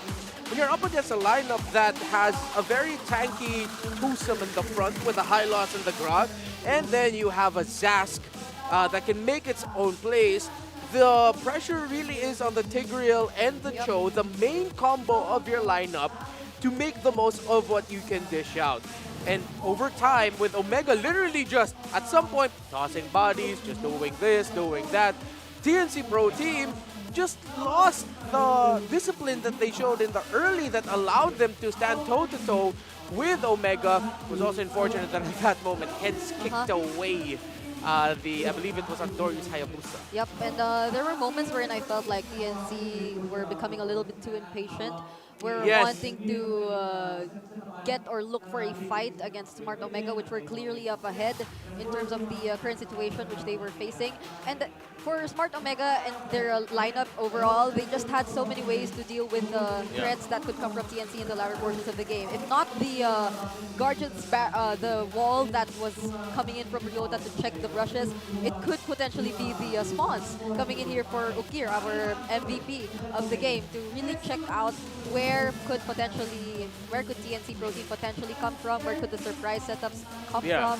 So there were really just a lot of things that eventually were answered here by Smart Omega. Even though they weren't able to immediately grasp it in the early stages, they just found their way with it. Having a Zask is having another option as our frontliner with how difficult it can be at times to take down the enhanced Nightmaric Spawn, the Dominator's Descent. As you can see, Joma's actually 2-0 in 10 there, so he had the time of his life, even packing a Tenacity as his second emblem talent, so that he gets a little bit more sustainability.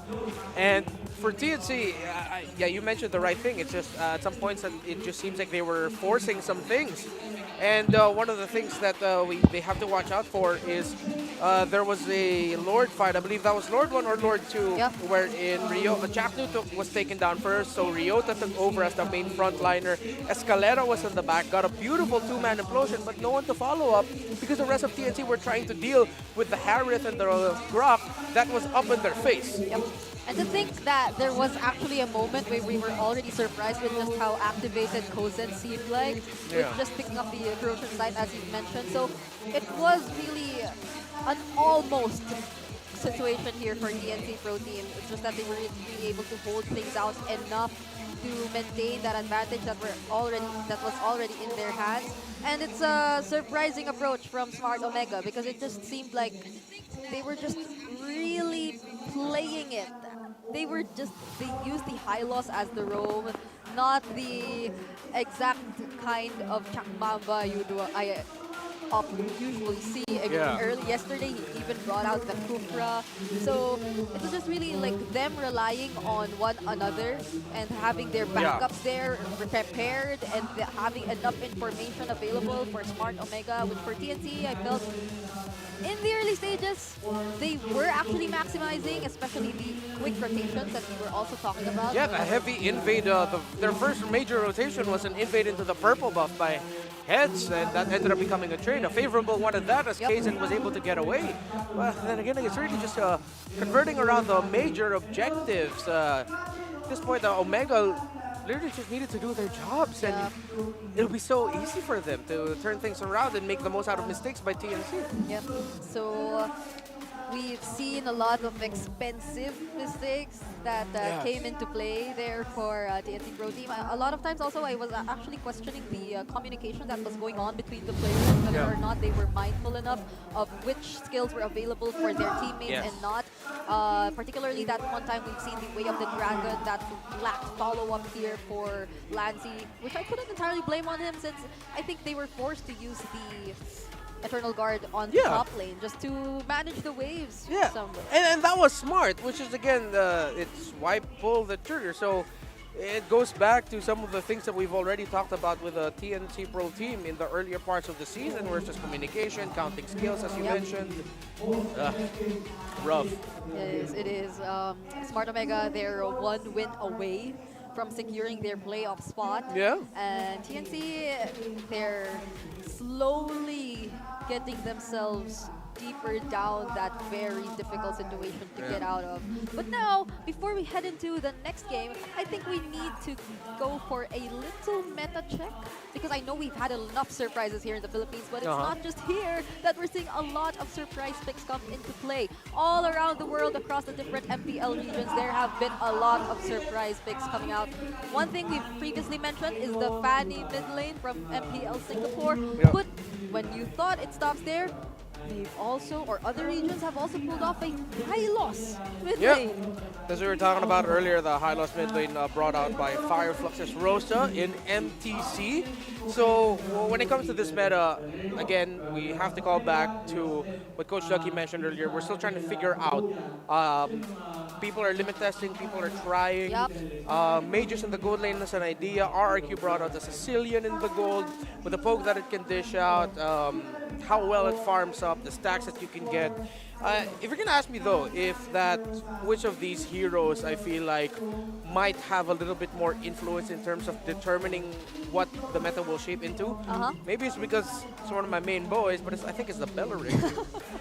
The Belleric, regardless if it's with the Louis or not, as shown by Smart Omega. Whether in the Roam or in the XP, it's Belleric. It's somewhat, I think, one of the roamers I used to play alongside with back in the day when marksman junglers were still viable. So that was very long ago. But then it feels nice to see him back here. You weren't Brigida yet at that time. I don't think so. I think I was still Bridget. You were just Bridget. You were just Bridget. I was just Bridget. So if you were to ask me, I think one of the most interesting things here could be the health crit gold lane. Like, it's surprising. I think I'm actually having some sort of an idea as to what it aims to do. Yeah. Just really negate and counter whichever gold laner your opponent has. But then overall, like, it's a surprising pickup. Like, it needs to be successful. Yeah. Because if not, like, that's a major lane that goes down the drain eventually, which you typically rely on when it comes to the latter portions of the game. But then it's still interesting, and it's fun to see a lot of new picks come out. So now that we're heading into game number 2, how I wish we would be seeing it, some of those unique picks come into play. But then for sure, for some reason, like these two teams, it seems like they're just really being safe in terms of their drafting as well. Yeah, I mean, you have one team that have done well throughout the season and are literally just one little step ahead into making their way into the playoffs. You have another team that are looking for stability. The EXP show isn't so crazy at that moment. It made a lot of sense. You needed that pickoff. So, again, if ever there's someone here who's gonna... This might actually be the game where we might see something crazy. Oh! Maybe. It's a big maybe. With Omega being 1 win away, they can afford to experiment here in game 2, and then if ever they lose it, just finish it off in game number 3. TNC Pro Team, you can be thinking, again, they still have hope to make it to the playoffs. Just like, guys, let's try it out. Maybe we can get them. Yep.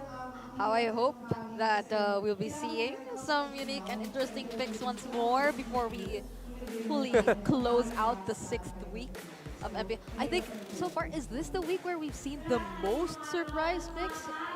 Wait. This is the week with the widest hero pool, if I'm not mistaken. Right. So most unique heroes used at around.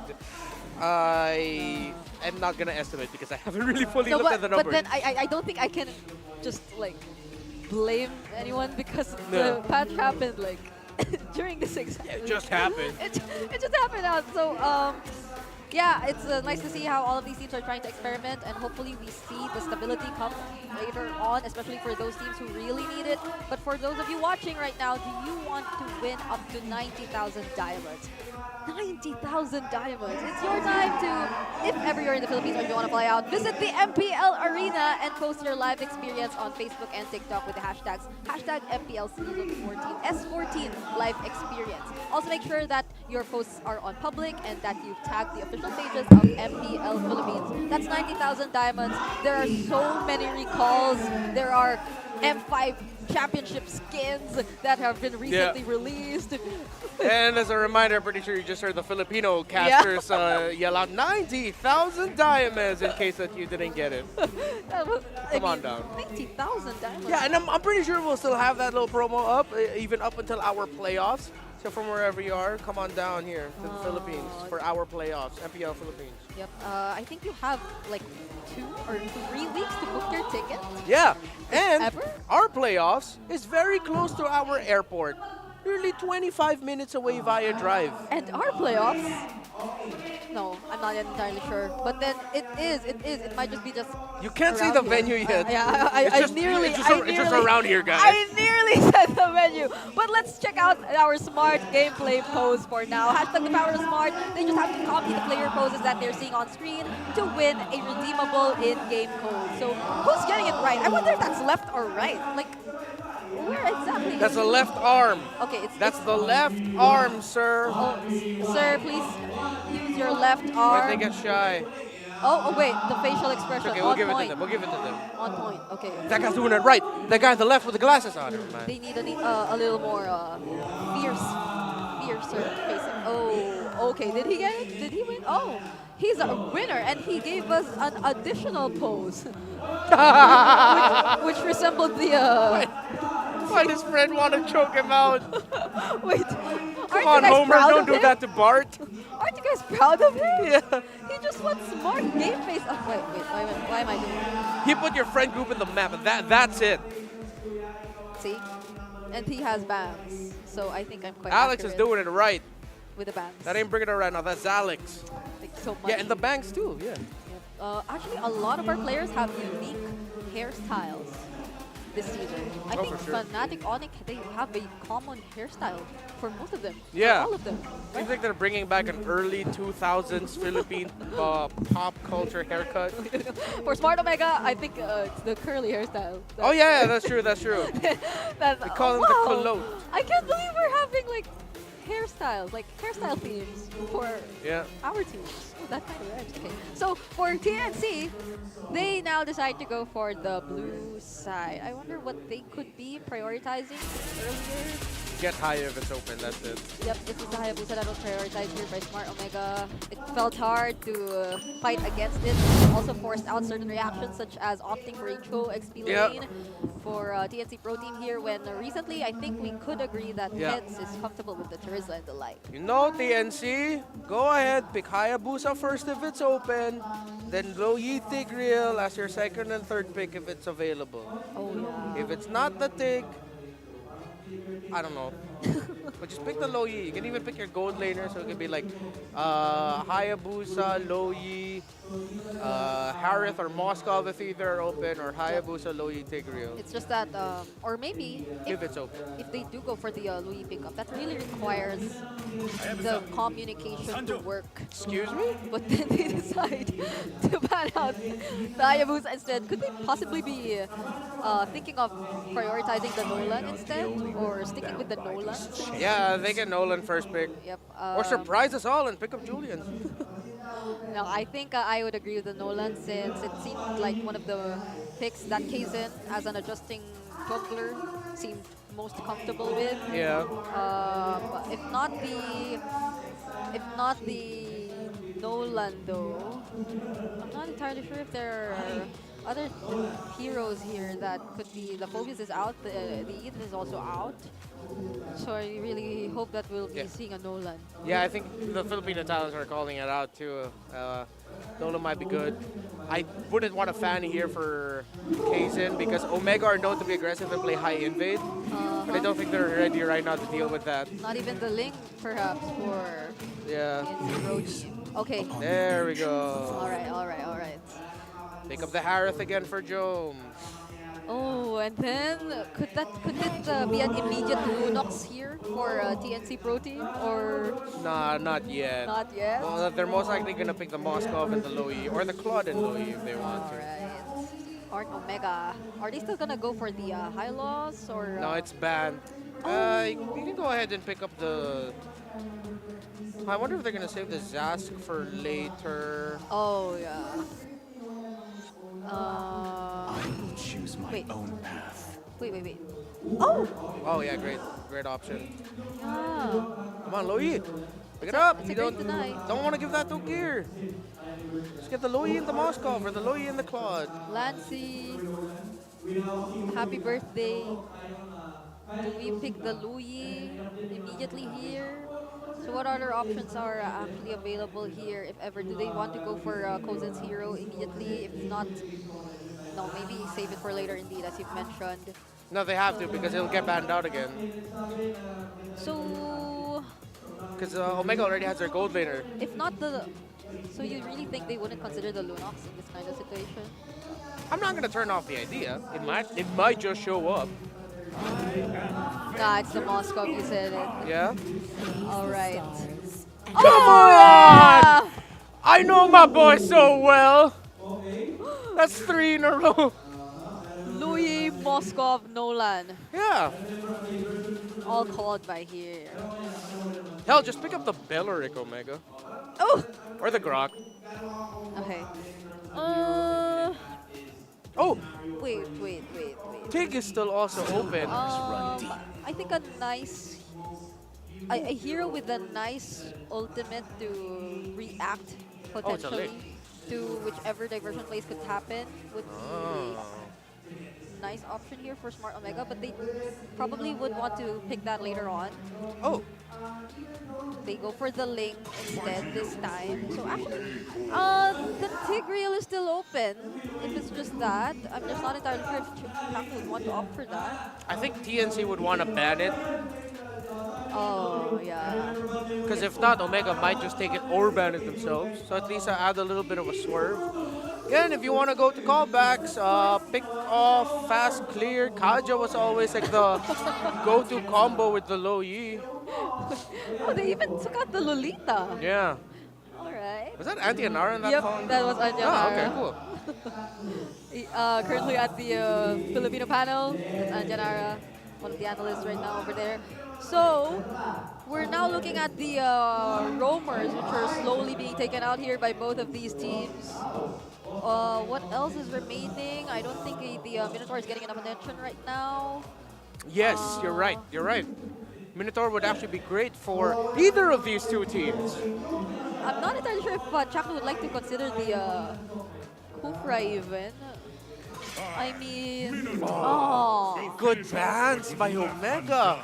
Oh no. The last two picks of TNC need to be really tanky. They ban out the Tick 2. I think Omega would just rock with the Cho. Okay. If not, TNC are going to get that for sure. Yep. Or the Kufra. Yeah, I was thinking of the Kufra since it could be a great counter to the Ling and the Harris. Even Omega can pick it up themselves. However, that might be risky. Because the moment you check a shrub and no one's there, the Loi's going to like slurp you into the rotation dispersion. Oh, wait. I heard the Grok. Oh, yeah. Okay. So there's still some sort of AoE. And it worked really well for Smart Omega earlier with the counter engages that they were looking for TNC here, who typically went in with the more aggressive early game. Yeah. But then, would TNC want to pick the... what else is available even? The Kufra? You still have Terizla for tanky, but for sure your Aurora's probably going to be the last pick of Omega. If not Aurora, maybe the Lilia. I would like Zask still open. Oh yeah, Zask is still open too for Okir, so which way do you go?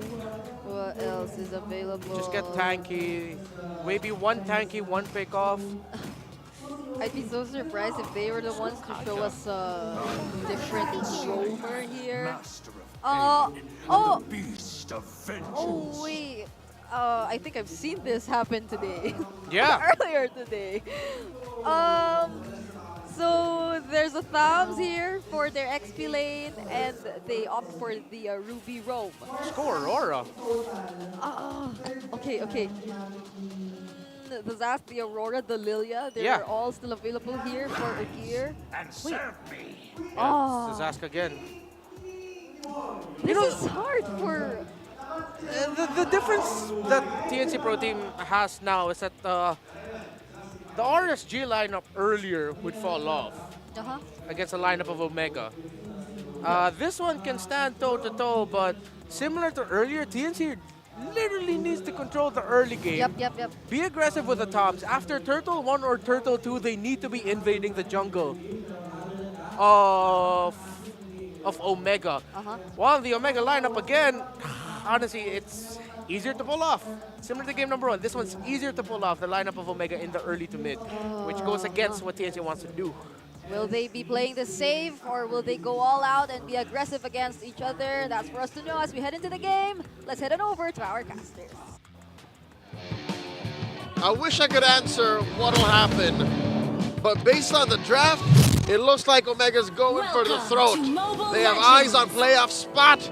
and they're looking to end it in a sweep. They're at match point. TNC Pro Team adjusting from what happened in game 1. Ian, can I ask you? Yes. Do you think this is enough of a recovery? Do you think what they did in the draft should be able to fix the wrongs of game 1? Draft-wise, yes, I do agree. Execution-wise, they need to pull off the early game. Up in the air, up in the air. Like what they've been mentioning. But I think you're even wrong because you said Omega was going for the throat. No, man, they're going for the head. Oh, the heads! With the lineup of Omega, I do agree with Renmar. It's easier to pull off. It's a more stable lineup. But the pros of the lineup of TNC, if they control the early game, easier snowball, more aggressive playstyle, they can end this early. That's right, and it's a very low barrier of entry for heads. Like literally, just like they alluded to, Nibor's performance on this same Tams with a Vengeance, like just cut right through the lineup, go hunt for Jom, go hunt for Okir, and then leave Omega hanging. Look at that, Escalera, down bottom. How deep did Omega push him in? Look! That's the thing you want to do if you're Omega. Really give your XP lane an easy time. Activate Ryota right away again with the Arlet so he can just join clashes in with the final slash. And for TNC, if they cannot control the mid lane, the mid trio, it's going to be a hard game for Kaizen to snowball. We've been seeing a lot of Nolan games recently. Even though he doesn't die, Nolan doesn't die, he doesn't get enough kills to be activated. Well, luckily for the Phoenix Army, watching these early rotations from TNC Pro Team, it looks like they don't have to worry about what you're saying anyways. Look, they're first in the turtle. They've pushed back Chaknu, send him home, force him to go around the long way, and they are going to score the first turtle despite Chak throwing out that Guardian's barrier. And then up top, look, they had to send Ukir to try and help Ryota. Heads is still healthy. Dominating start for TNC. Again, for TNC, just continue this pace. Honestly, because Omega, the problem right now for TNC is Omega is a master of trades. We've been seeing game number 1, Chakno keeps dying, and it's okay. Because what they get from the Chakno's death is more. Oh, yeah. And if TNC continues to avoid those kinds of trades from Omega and continue getting neutral objectives, even if Kaizen doesn't get a kill, it's going to be okay because Head's going to be activated. Here comes the diversion, but Ryota had a heads-up play there. Look at the veteran wiles of Noe Ryota Makasa, the leader of the Ryota Army. He knew what was up. He knew that the rest of the map was quite mum, so there was shenanigans afoot, and could have been a devastating push. Again, 3 minutes in, yet to draw first blood. This is such a far cry from what the new patch has brought to us. Is this not the longest without a first blood we've seen all weekend? No, I think no. I think it's also a TNC game. Earlier this week, it was also a this week, it was also a TNC game. All right, maybe it's just me, because given how high-octane Game 1 was, this just feels weird. Yeah. Looking at the junglers, it's a Nolan, again with a Ling. You're right. Easy pickoffs. They can solo kill a lot of heroes here in the battlefield. But still, both teams are playing safe. A lot at stake here. Uh-oh. You see a diversion play up top. Oh, Andoryu. All right, he saw some animations. All right, he knows that Kaizen is here. He knows he's all alone. He's all alone. But hey, false rotation because down bottom. Okay, here comes the trade Omega wants. A Kozin plus a turret down bottom. Leaving Andoryu up top, trying to defend the top lane turret. And now this is what we were saying. Omega, master of trades. Even if TNC doesn't commit mistakes, if Omega finds an opening to counter trade, they're just gonna go for it. Go for the head, literally. Oh, wow. I can almost hear Metallica playing. Turtle up, lower quarter. This is TNC looking to get their second this game because it's Chakno just here. But look, they traded out turret for turtle. A turret for a turtle once again for Omega. And the good thing is, Omega looks for trades without having to sacrifice Chakno. That means Chakno can just freely roam, provide vision. And if you're Omega, you know vision is really key, especially for Okir and for Chakno to go for those pickoffs.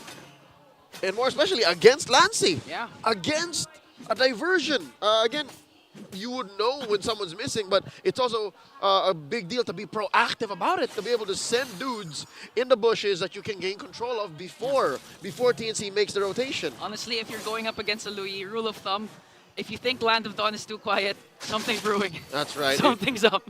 It's literally when there's smoke, there's fire, but literally if there's nothing on the map, something is wrong. Check us out, 1v1, heads against Andoryu. Okay. you're gonna lose that fight 4 out of 5 times. I'm gonna commit the Cutter at Inferno there.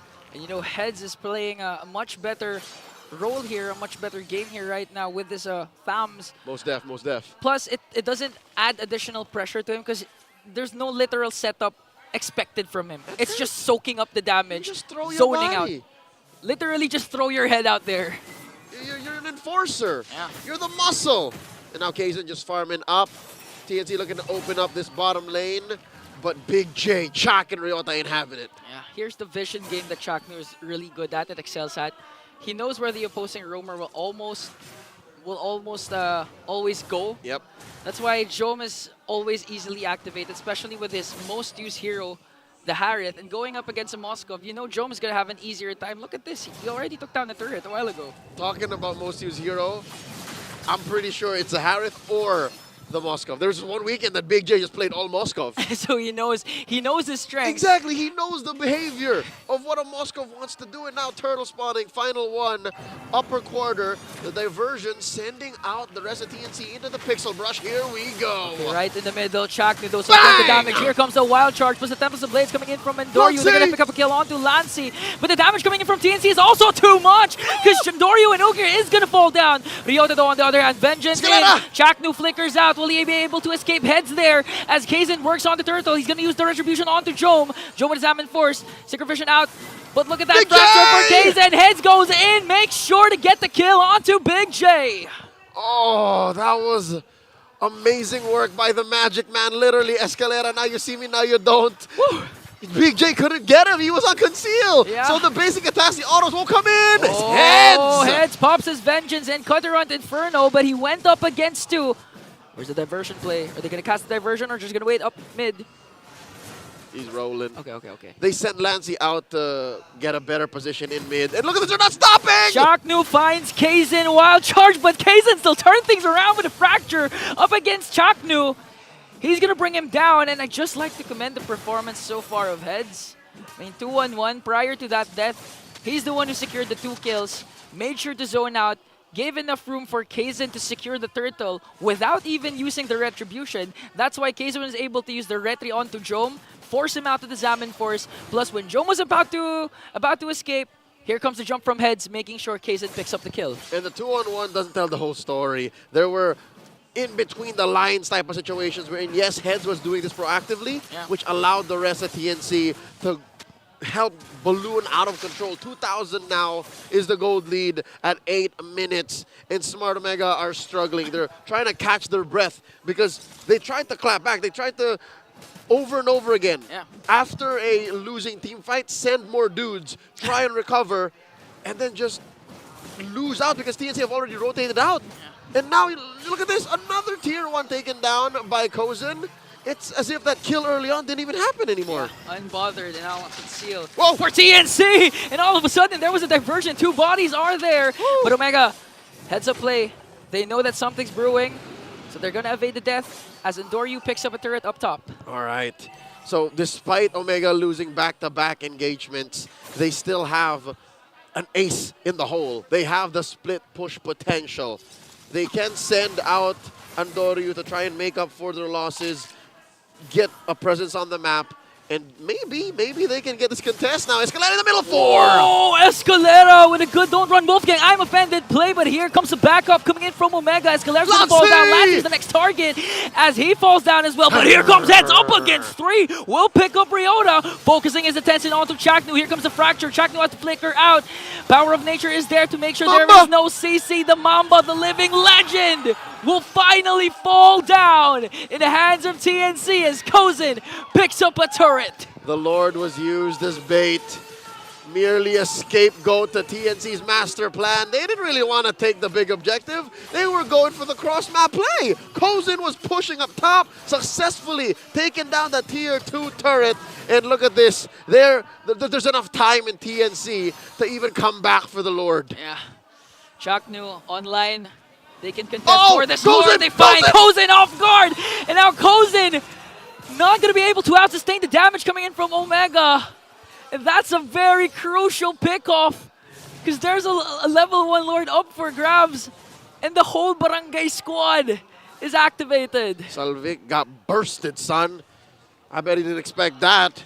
He was doing so well up top. He was so used to the good life. Suddenly, when the fight broke out after he clicked the SOD trigger, there were 3 members of Omega waiting for him. Now, the gold lead snapped in half. Oh, wait, Kaizen. Kaizen, right in front of Andor, you committed Grand Theft Orange. Yeah, with no clap back. Got the orange, wanting to go for an extra kill, but that's more than what TNC wanted, especially preparing for this Lord. Now we do have to factor in Lancy again. He has a diversion here that they can use at any given moment. They can make a huge, huge play here just to extend the lead of the Phoenix Army. I'd wager they have to wait for Escalera and Lancy's Flicker. It's not a go. Kozen does have his Flicker. Lord, you're down to a 10th of its health. Okay, look at Kaizen going after Ryota, and Doryu picks up the Lord. Look at Hedge jumping onto the barangay. The diversion play is there, but Shaknu knows he doesn't care. Went for the wild shot. Now the tables have turned. Joe with his Examine Force gonna pick up Lancy, gonna pick up Escalera. Kozen on the other hand, able to free hit here up against Shaknu. Shaknu's gonna fall down. A 2-4-2, but Omega secures the Lord as Kaizen gets the purple buff. That's a drive through GTP, if you ask me. Smart Omega, a ballsy play. Chaknu welcoming the diversion, allowing for Big J to do Big J things. Here's the instant replay brought to us by Infinix. Look at Big Jom just dancing. But here's the thing. A Harith can only really do so much. It can only attack a certain area, and he chose to go in the northwest direction. Okay. Southeast, that's all Kozen. That's what happened there. Yeah, and honestly, what Chaknu did was the definition, or was a great example of the meme, call an ambulance. But not for me. Wow, just really waiting on the moment. Ryota doesn't want to wait anymore. Goes in with the final slash. Look at the damage coming in from Jom. 2 members are falling down, but Kozen on the other hand, focusing on Jom. Jom is down. Andoryu low health, has to walk away as Kozen works on Ryota. Triple kill, and Kaizen works on Ukir. Only Andoryu is left. Oh, and Andoryu off camera. Just barely alive, recovering, going home. Kozen gonna go for the penetration. No holy shields, and Doryu has to worry the minions. Kozen, moments away from bursting down the inhibitor turret. They have minions on top, but Andoryu really needs to play this safe. A 1v1, Kozen and Andoryu. Andoryu's gonna manage to clear out the minions. Now the chase is on! He wants to go for Kozen! Here comes the Templars of Blade, plus the other members of Omega as they bring down Kozen! Andoryu timed out the Purify to almost pixel perfection. That allowed Omega to come in full force and punish Kozen. And the best part is, they got an inhibitor up top. That's right, they left the map in a great state with waves enough to take care of an unguarded inhibitor. Now the map's gonna turn red. They're gonna turn Game 2 into a barangay territory. Is this a purple stolen? Yes, it is. Kaizen is starved. With just one play from Omega, they regained the lead, 1.1k. Kudos to Kozen for reaching that point, because he was honestly up against 3. But the problem was, but the good thing was he was in between his 2 turrets. Additional damage helped him outplay 2 members of Omega.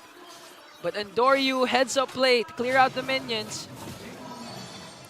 And now a diversion play for TNC. All right, where are they going? Send them up top. Northern Tri-Brush. And they have to rotate out. Is this a blitz? Okay, they're gonna blitz. They're gonna blitz it. They know. Can know the diversion was up top. Can they? Head's gonna start things off at TNC as Omega works on this Lord. And Doryu 1 retribution away from securing this Lord. Here comes Joe, goes in with Ryota's final slash, working on Escalera. Ukir gets the Lord. Here comes the counter attack coming in from TNC, but Joe still goes in. Wanted to bring down Lancy. Happy birthday to you, but Kozen works on the mid. He's gonna face up for though Ryota, Chaknu, Andoryu chasing after Kozen, and he's gonna fall down. They save their crystal, and they get the Lord. Oh, Big Joe versus 2! He's gonna fall. Backdoor denied. Take it easy, Kozen. Not gonna happen, not today. And that cost TNC so much. Bought enough time for TNC with the kill onto Joe. And now Kaizen will secure his purple buff. Here comes the 1v1. Kaizen has to fracture Andoryu. After the chase, Defiant Sword was there, but it's not going to be enough though. On the other hand, Heads here onto the middle lane, trying to delay the push. Oh no! A killing spree coming in from the Nightmare as Kaizen works on the Lord. Omega has to disengage. No inhibitor turrets taken down except up top. So far, so good. TNC keeping their heads above water. Omega's not going to end. Not like this. Not here. Not now. Barely 1,000 gold ahead. The Barangay sitting at just under 16 minutes. That could have been a ruinous entry. That cost him so much. Again, let's just recap. Starting from the attempted backdoor play. Ingan, that's why TNC didn't look so strong. They didn't look so hot in the Lord takes because maybe in the back of their heads, literally like their minds, they were saying, you know what, Salvik, Kozen, set up the backdoor. We got you. We got you. Apparently, there wasn't enough of a wave. It wasn't coming in quick enough. Yeah. And even Jome's potential backdoor play was also shut down by TNC. That too. So in that sequence, we saw two foiled backdoor plays. It's like a duel in the Wild Wild West. Yeah, and the best part was TNC was able to defend the level 2 Lord of Omega. Prior to that Lord, their inhibitor turret up top was already bursted down, so no additional turrets taken down by Omega. And we've been seeing a lot of isolated clashes, but in 50 seconds, third Lord up for grabs. We might see a 5v5 this time. You mentioned a very important point here, isolated clashes. And I think, contrary to popular belief, that's what needs to happen. You don't have to go 5v5. You have to be very, very elegant about how you engage because most of the time, especially in the highest level competition, a big 5v5 full-on fight isn't what you want to get. Yeah. You want to set up a more advantageous position. So in this case, if TZ can find an amazing diversion, which they haven't, by the way, in the past, what, 8-9 minutes? Yeah. It's been tough for them to catch Omega off guard ever since Omega hit their mid-game power spike. Then don't force anything. Don't go head first in. Yeah, I agree. Actually, this game is going to boil down to the macro game. And in terms of kit, TNC has more capabilities of going for the head, going for the macro. Utilize the diversion, utilize the Spear of Destruction. Split push capability is high for both of these teams, but I have to give the edge to TNC. Now Omega, they know this. That's why they want to force a 5v5 clash. Here comes Jack! No! Wow, George Blinker playing a start things off. Lancey, no more diversion. Look at Endorio going right after Kozen, but Kaizen's going to bring him down. This might be an opportunity for the Phoenix Army. A trade for Lancey and Endorio. TNC, will they blitz the Lord? Oddly enough, that's a worth it trade. Again, a jungler for a mid laner. Say what you will about Big J, looking for the play. Say what you will about Lancey being right in the middle of everything. Here comes Kozen! But he's targeting Shaq. Look at the damage. Ryota want to answer right back. A stun from Omega was just too much. Here comes the counter attack coming in from TNC. Kaizen gets a pick off. And now Ryota working on Kaizen. Heads as well is still here. Ukir on the other hand is now activated. Kaizen has the immortality. It will be popped. Ryota still working on them. And Ukir right on time will bring down Kaizen. Ryota, Ukir. What an amazing play. Lancey and Heads, the two remaining members of TNC. Between a Lu Yi and a Tams, there's very little utility, very little you can do to contest a Lord. And as if it was orchestrated by the gods themselves, Ingan, you call him the master of trades. How do they end up in such advantageous positions? Look at this. Man, it's all Ryota. Ryota should be the MVP as Endorio works on the Lord. The Ryota army go crazy as Omega score another Lord. Wow, that took guts. That took a lot of things from Ryota. Looking at the KDA 3-3-10, that's nothing compared to what he did to extend that clash and eventually bring down Kaizen. Ukir couldn't have killed Kaizen if not for the CC and the immortality pop. Exactly. The new general strikes again. That's how long Ryota kept TNC busy. Ukir was the first man down during that clash. He bought enough time for Ukir to respawn and deliver the final blow to Kaizen. That's warfare for you. Cadians would be proud. Smart Omega 3,000 gold ahead. An evolved Lord marching up top. And now all 5 of them crashing through mid. Oh, full force Omega has the Lord. Ryota swipes Kaizen. Endorio on the chase. Spear of Destruction is there. Heads' immortality will be pop as they work on the crystal. Omega is now playoffs bound. With their downfall in Season 13, they trusted the process and they have proven themselves. They are the third team in Season 14 to secure the playoffs. And what a way to secure that playoff spot with an amazing game. Every single member of the barangay had their shining moment. But I have to give a lot of credit as well to this guy, Big J. Big J. Doing big things with the Harriet, his signature hero. And of course, backed up by the ever so strong Riot Army. Woo! He's a one-man army. Literally. He's the new general and in a one-man army. Amazing work. Again, some moments of excellence from TNC, but at the end of the day, it's so easily shattered. Signs of that came through in Game 1 and Game 2. Like one slip-up led to their eventual downfall. The cumulative effects of their mistakes. Taken opportunity by Omega, the masters of trade. Masters of trade. I agree. Even one thing that made sure Omega was on the driver's seat was the moment Shaknu just literally stood in front of the diversion play, was ready for it, plus the wild charge. And from then on, Omega, beautiful execution.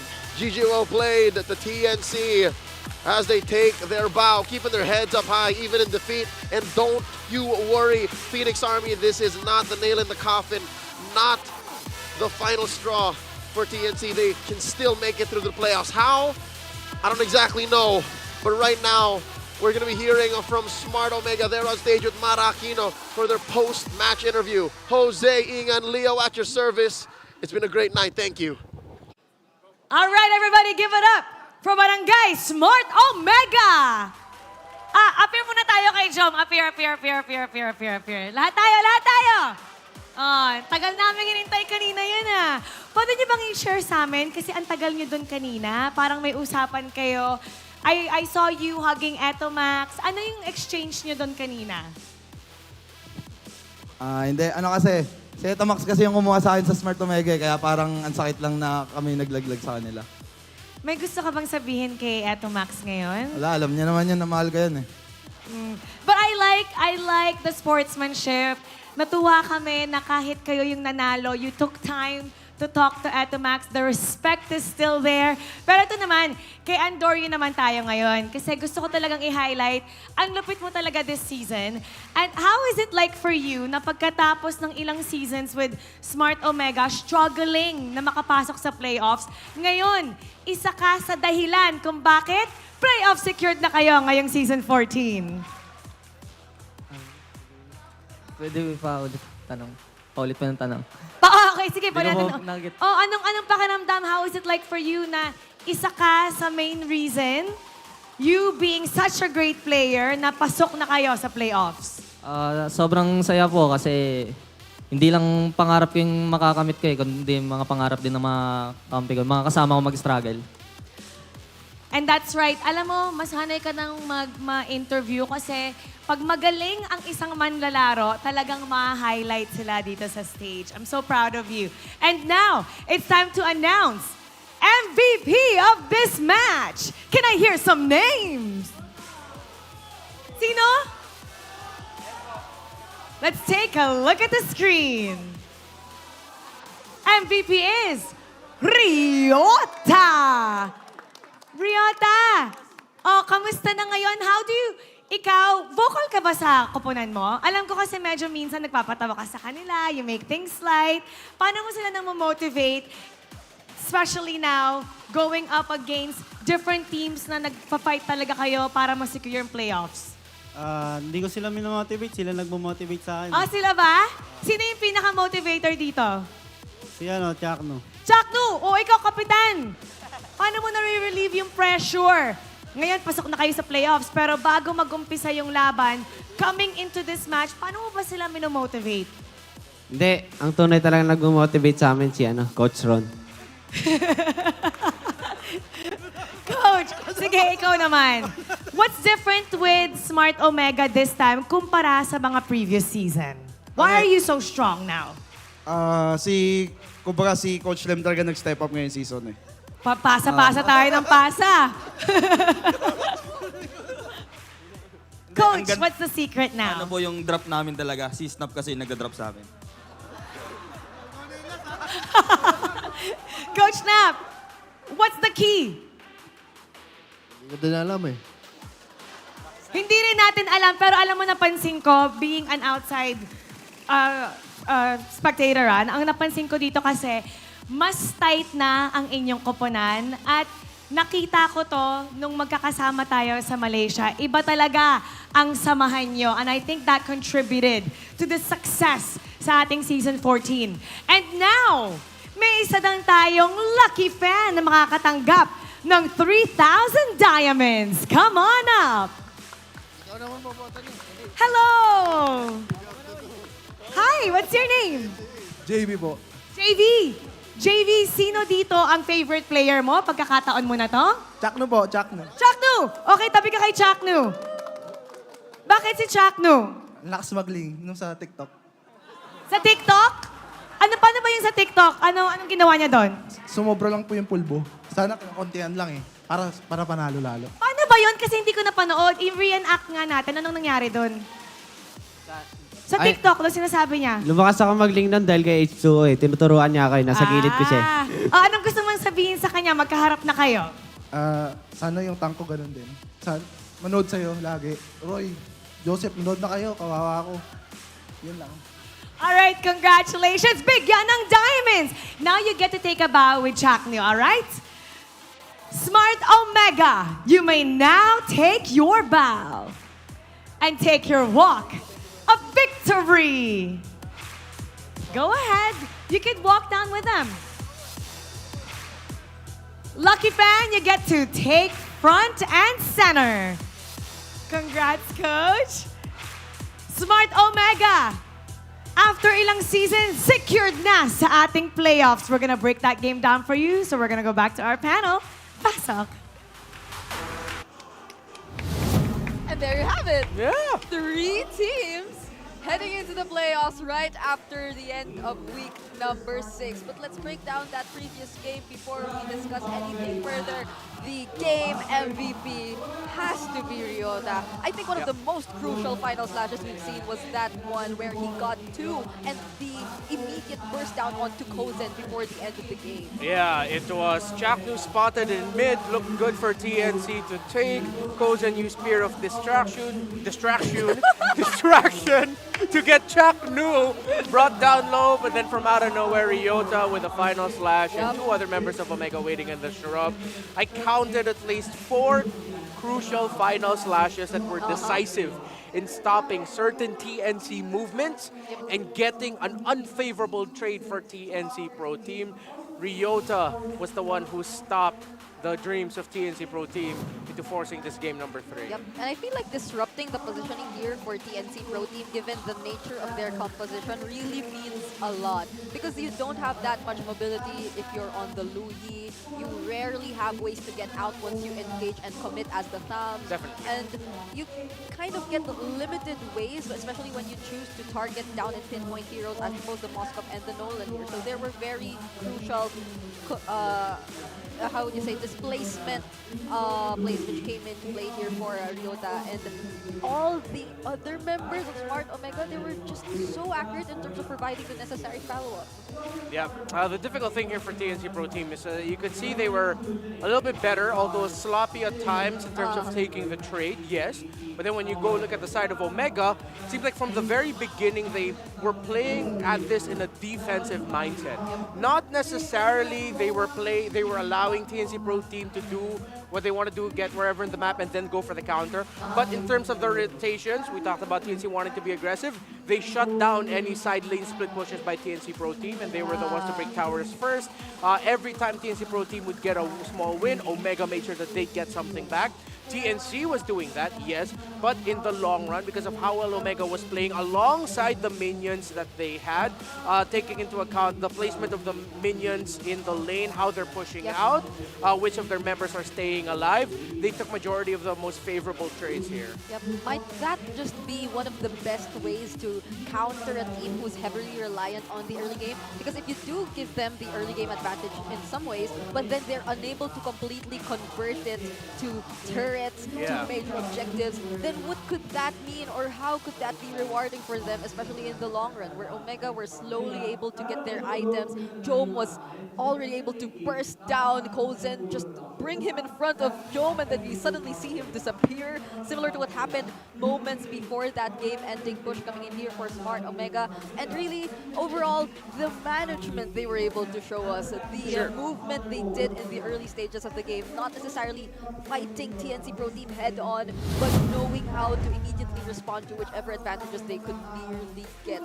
But then, one thing is for sure, and that Smart Omega already secures the third playoff spot. But this in no way means that TNC is officially out of playoffs contention.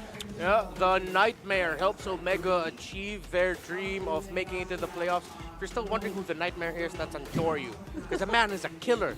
Like, puts you to sleep. That's what we mean. Yeah, for TNC Pro Team, they still have a chance, but Omega deserves all the flowers today. Yep, definitely. They showed us that that's amazing bounce back after yesterday's loss against TLPH. But let's listen into the comms that happened earlier in that game.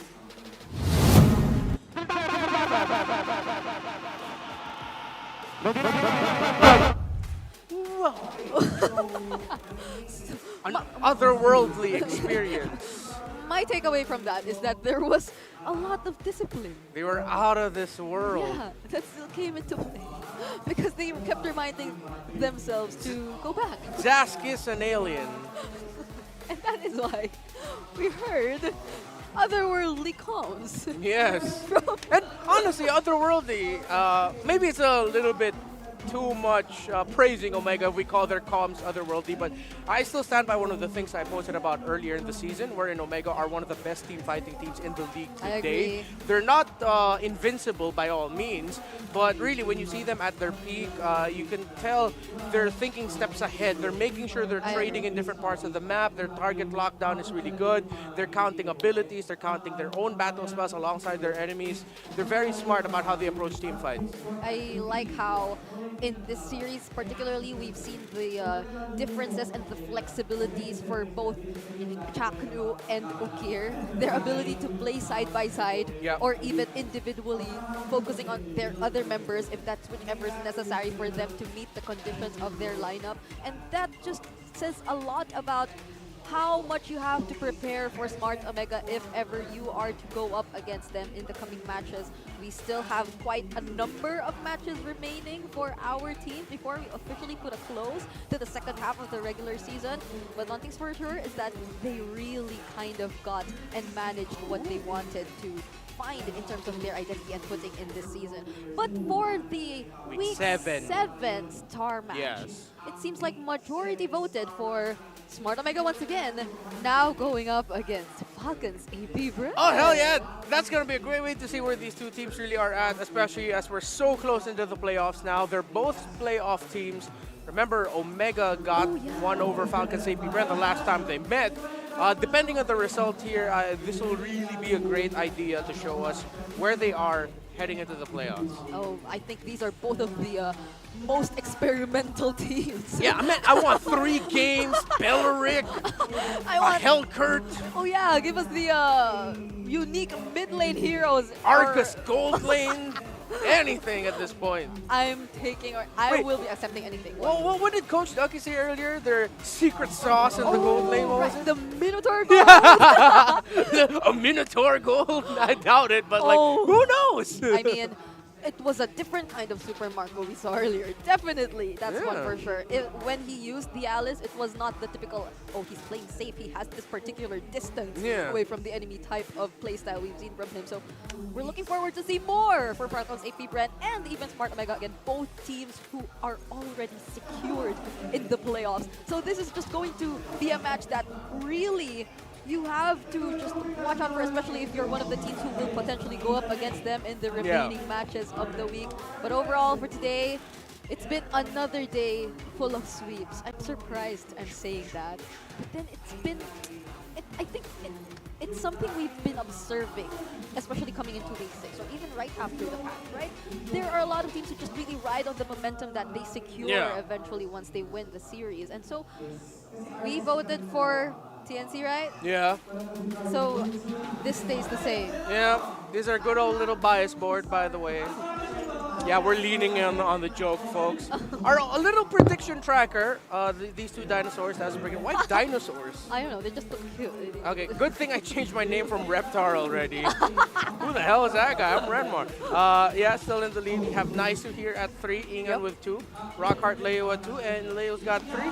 So these are a good old little bias board brought to you by the bias point system. Yeah. It's essentially just for predictions, guys. Don't read into it so deeply, please. Yep, it's just predictions. And Sorry about that. You see us when we actually decide or vote for which teams we're predicting because it happens real time here in the Infinix Game Tambayan, whether it be here in the English broadcast or on the Filipino broadcast.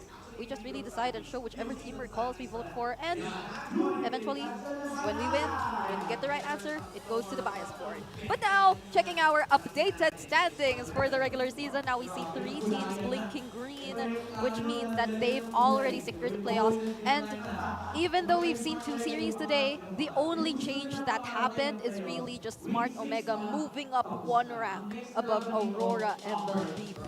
Yeah, the last teams the TNC will be facing, the only team that has yet to win a series this season, but they have won games, are Aurora, the first team that they beat to secure a point, Blacklist International, and Team Liquid Philippines. It's the result against Blacklist International, and the fact that Blacklist International has 3 points as to one of the biggest reasons as to why TNC Pro Team are still in this, although it does look bleak. 3 points, Blacklist back in form this week, actually. 2 sweeps for the agents, Falcons APBren and RSG Philippines, and their up next competitors will be, that'll be saucy. Blacklist versus TLPH, then Blacklist versus TNC. I mean, you could see the smiles on Haji, on Oheb, on MP the King. He's been very vocal about how people have been wanting to see his MSC versions, style, and now they're slowly being able to show us just that. And it's not just the matches today that we've seen, it's also, or there have been Pansiklaban matches ongoing as well, and based on the results, they're quite similar to today's matches. So these are the updated standings as well for our Pansiklaban teams. Now, Falcons APBren, the Bees are currently leading the standings. And again, these are matches played by the fans, by the communities of these respective teams. They play against each other right before their series, and they have the exact same matches as scheduled by their teams, the teams that they follow for that particular day. So it's a fun way to engage with the community. If you want to join, then you can come here to the MPL Arena. Come to the MPL Arena and get in touch with all of the community leaders online if you want to join Pansiklaban. It's been a long, or it's actually a short, but a very fun day together here with all of you. It's Brigida and Renmar here at the Infinix Game Tambayan. On behalf of all of our casters, thank you so much. Now let's head on over to our host, Mara Aquino, to close the week. Sa pagtatapos ng araw na to, 2 linggo na lang ang natitira sa ating regular season. Isang buwan ng paghaharap.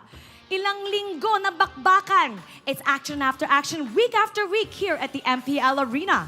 We've witnessed teams rise when they needed to the most, and we still have teams fighting for that coveted spot in the playoffs. So let's be ready for anything. And again, expect the unexpected.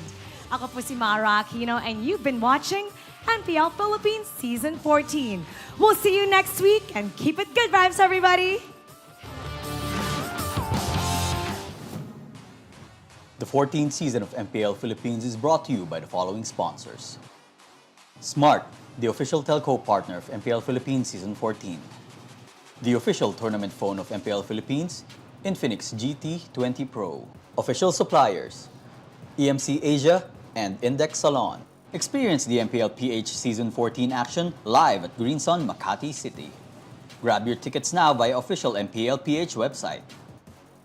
Don't miss any MPL action by following our official Facebook and subscribing to our YouTube channel. Follow MPL PH on TikTok for more content.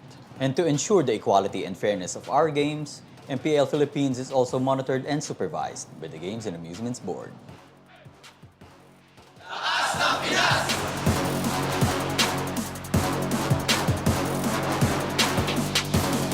Lakas ng Pinas!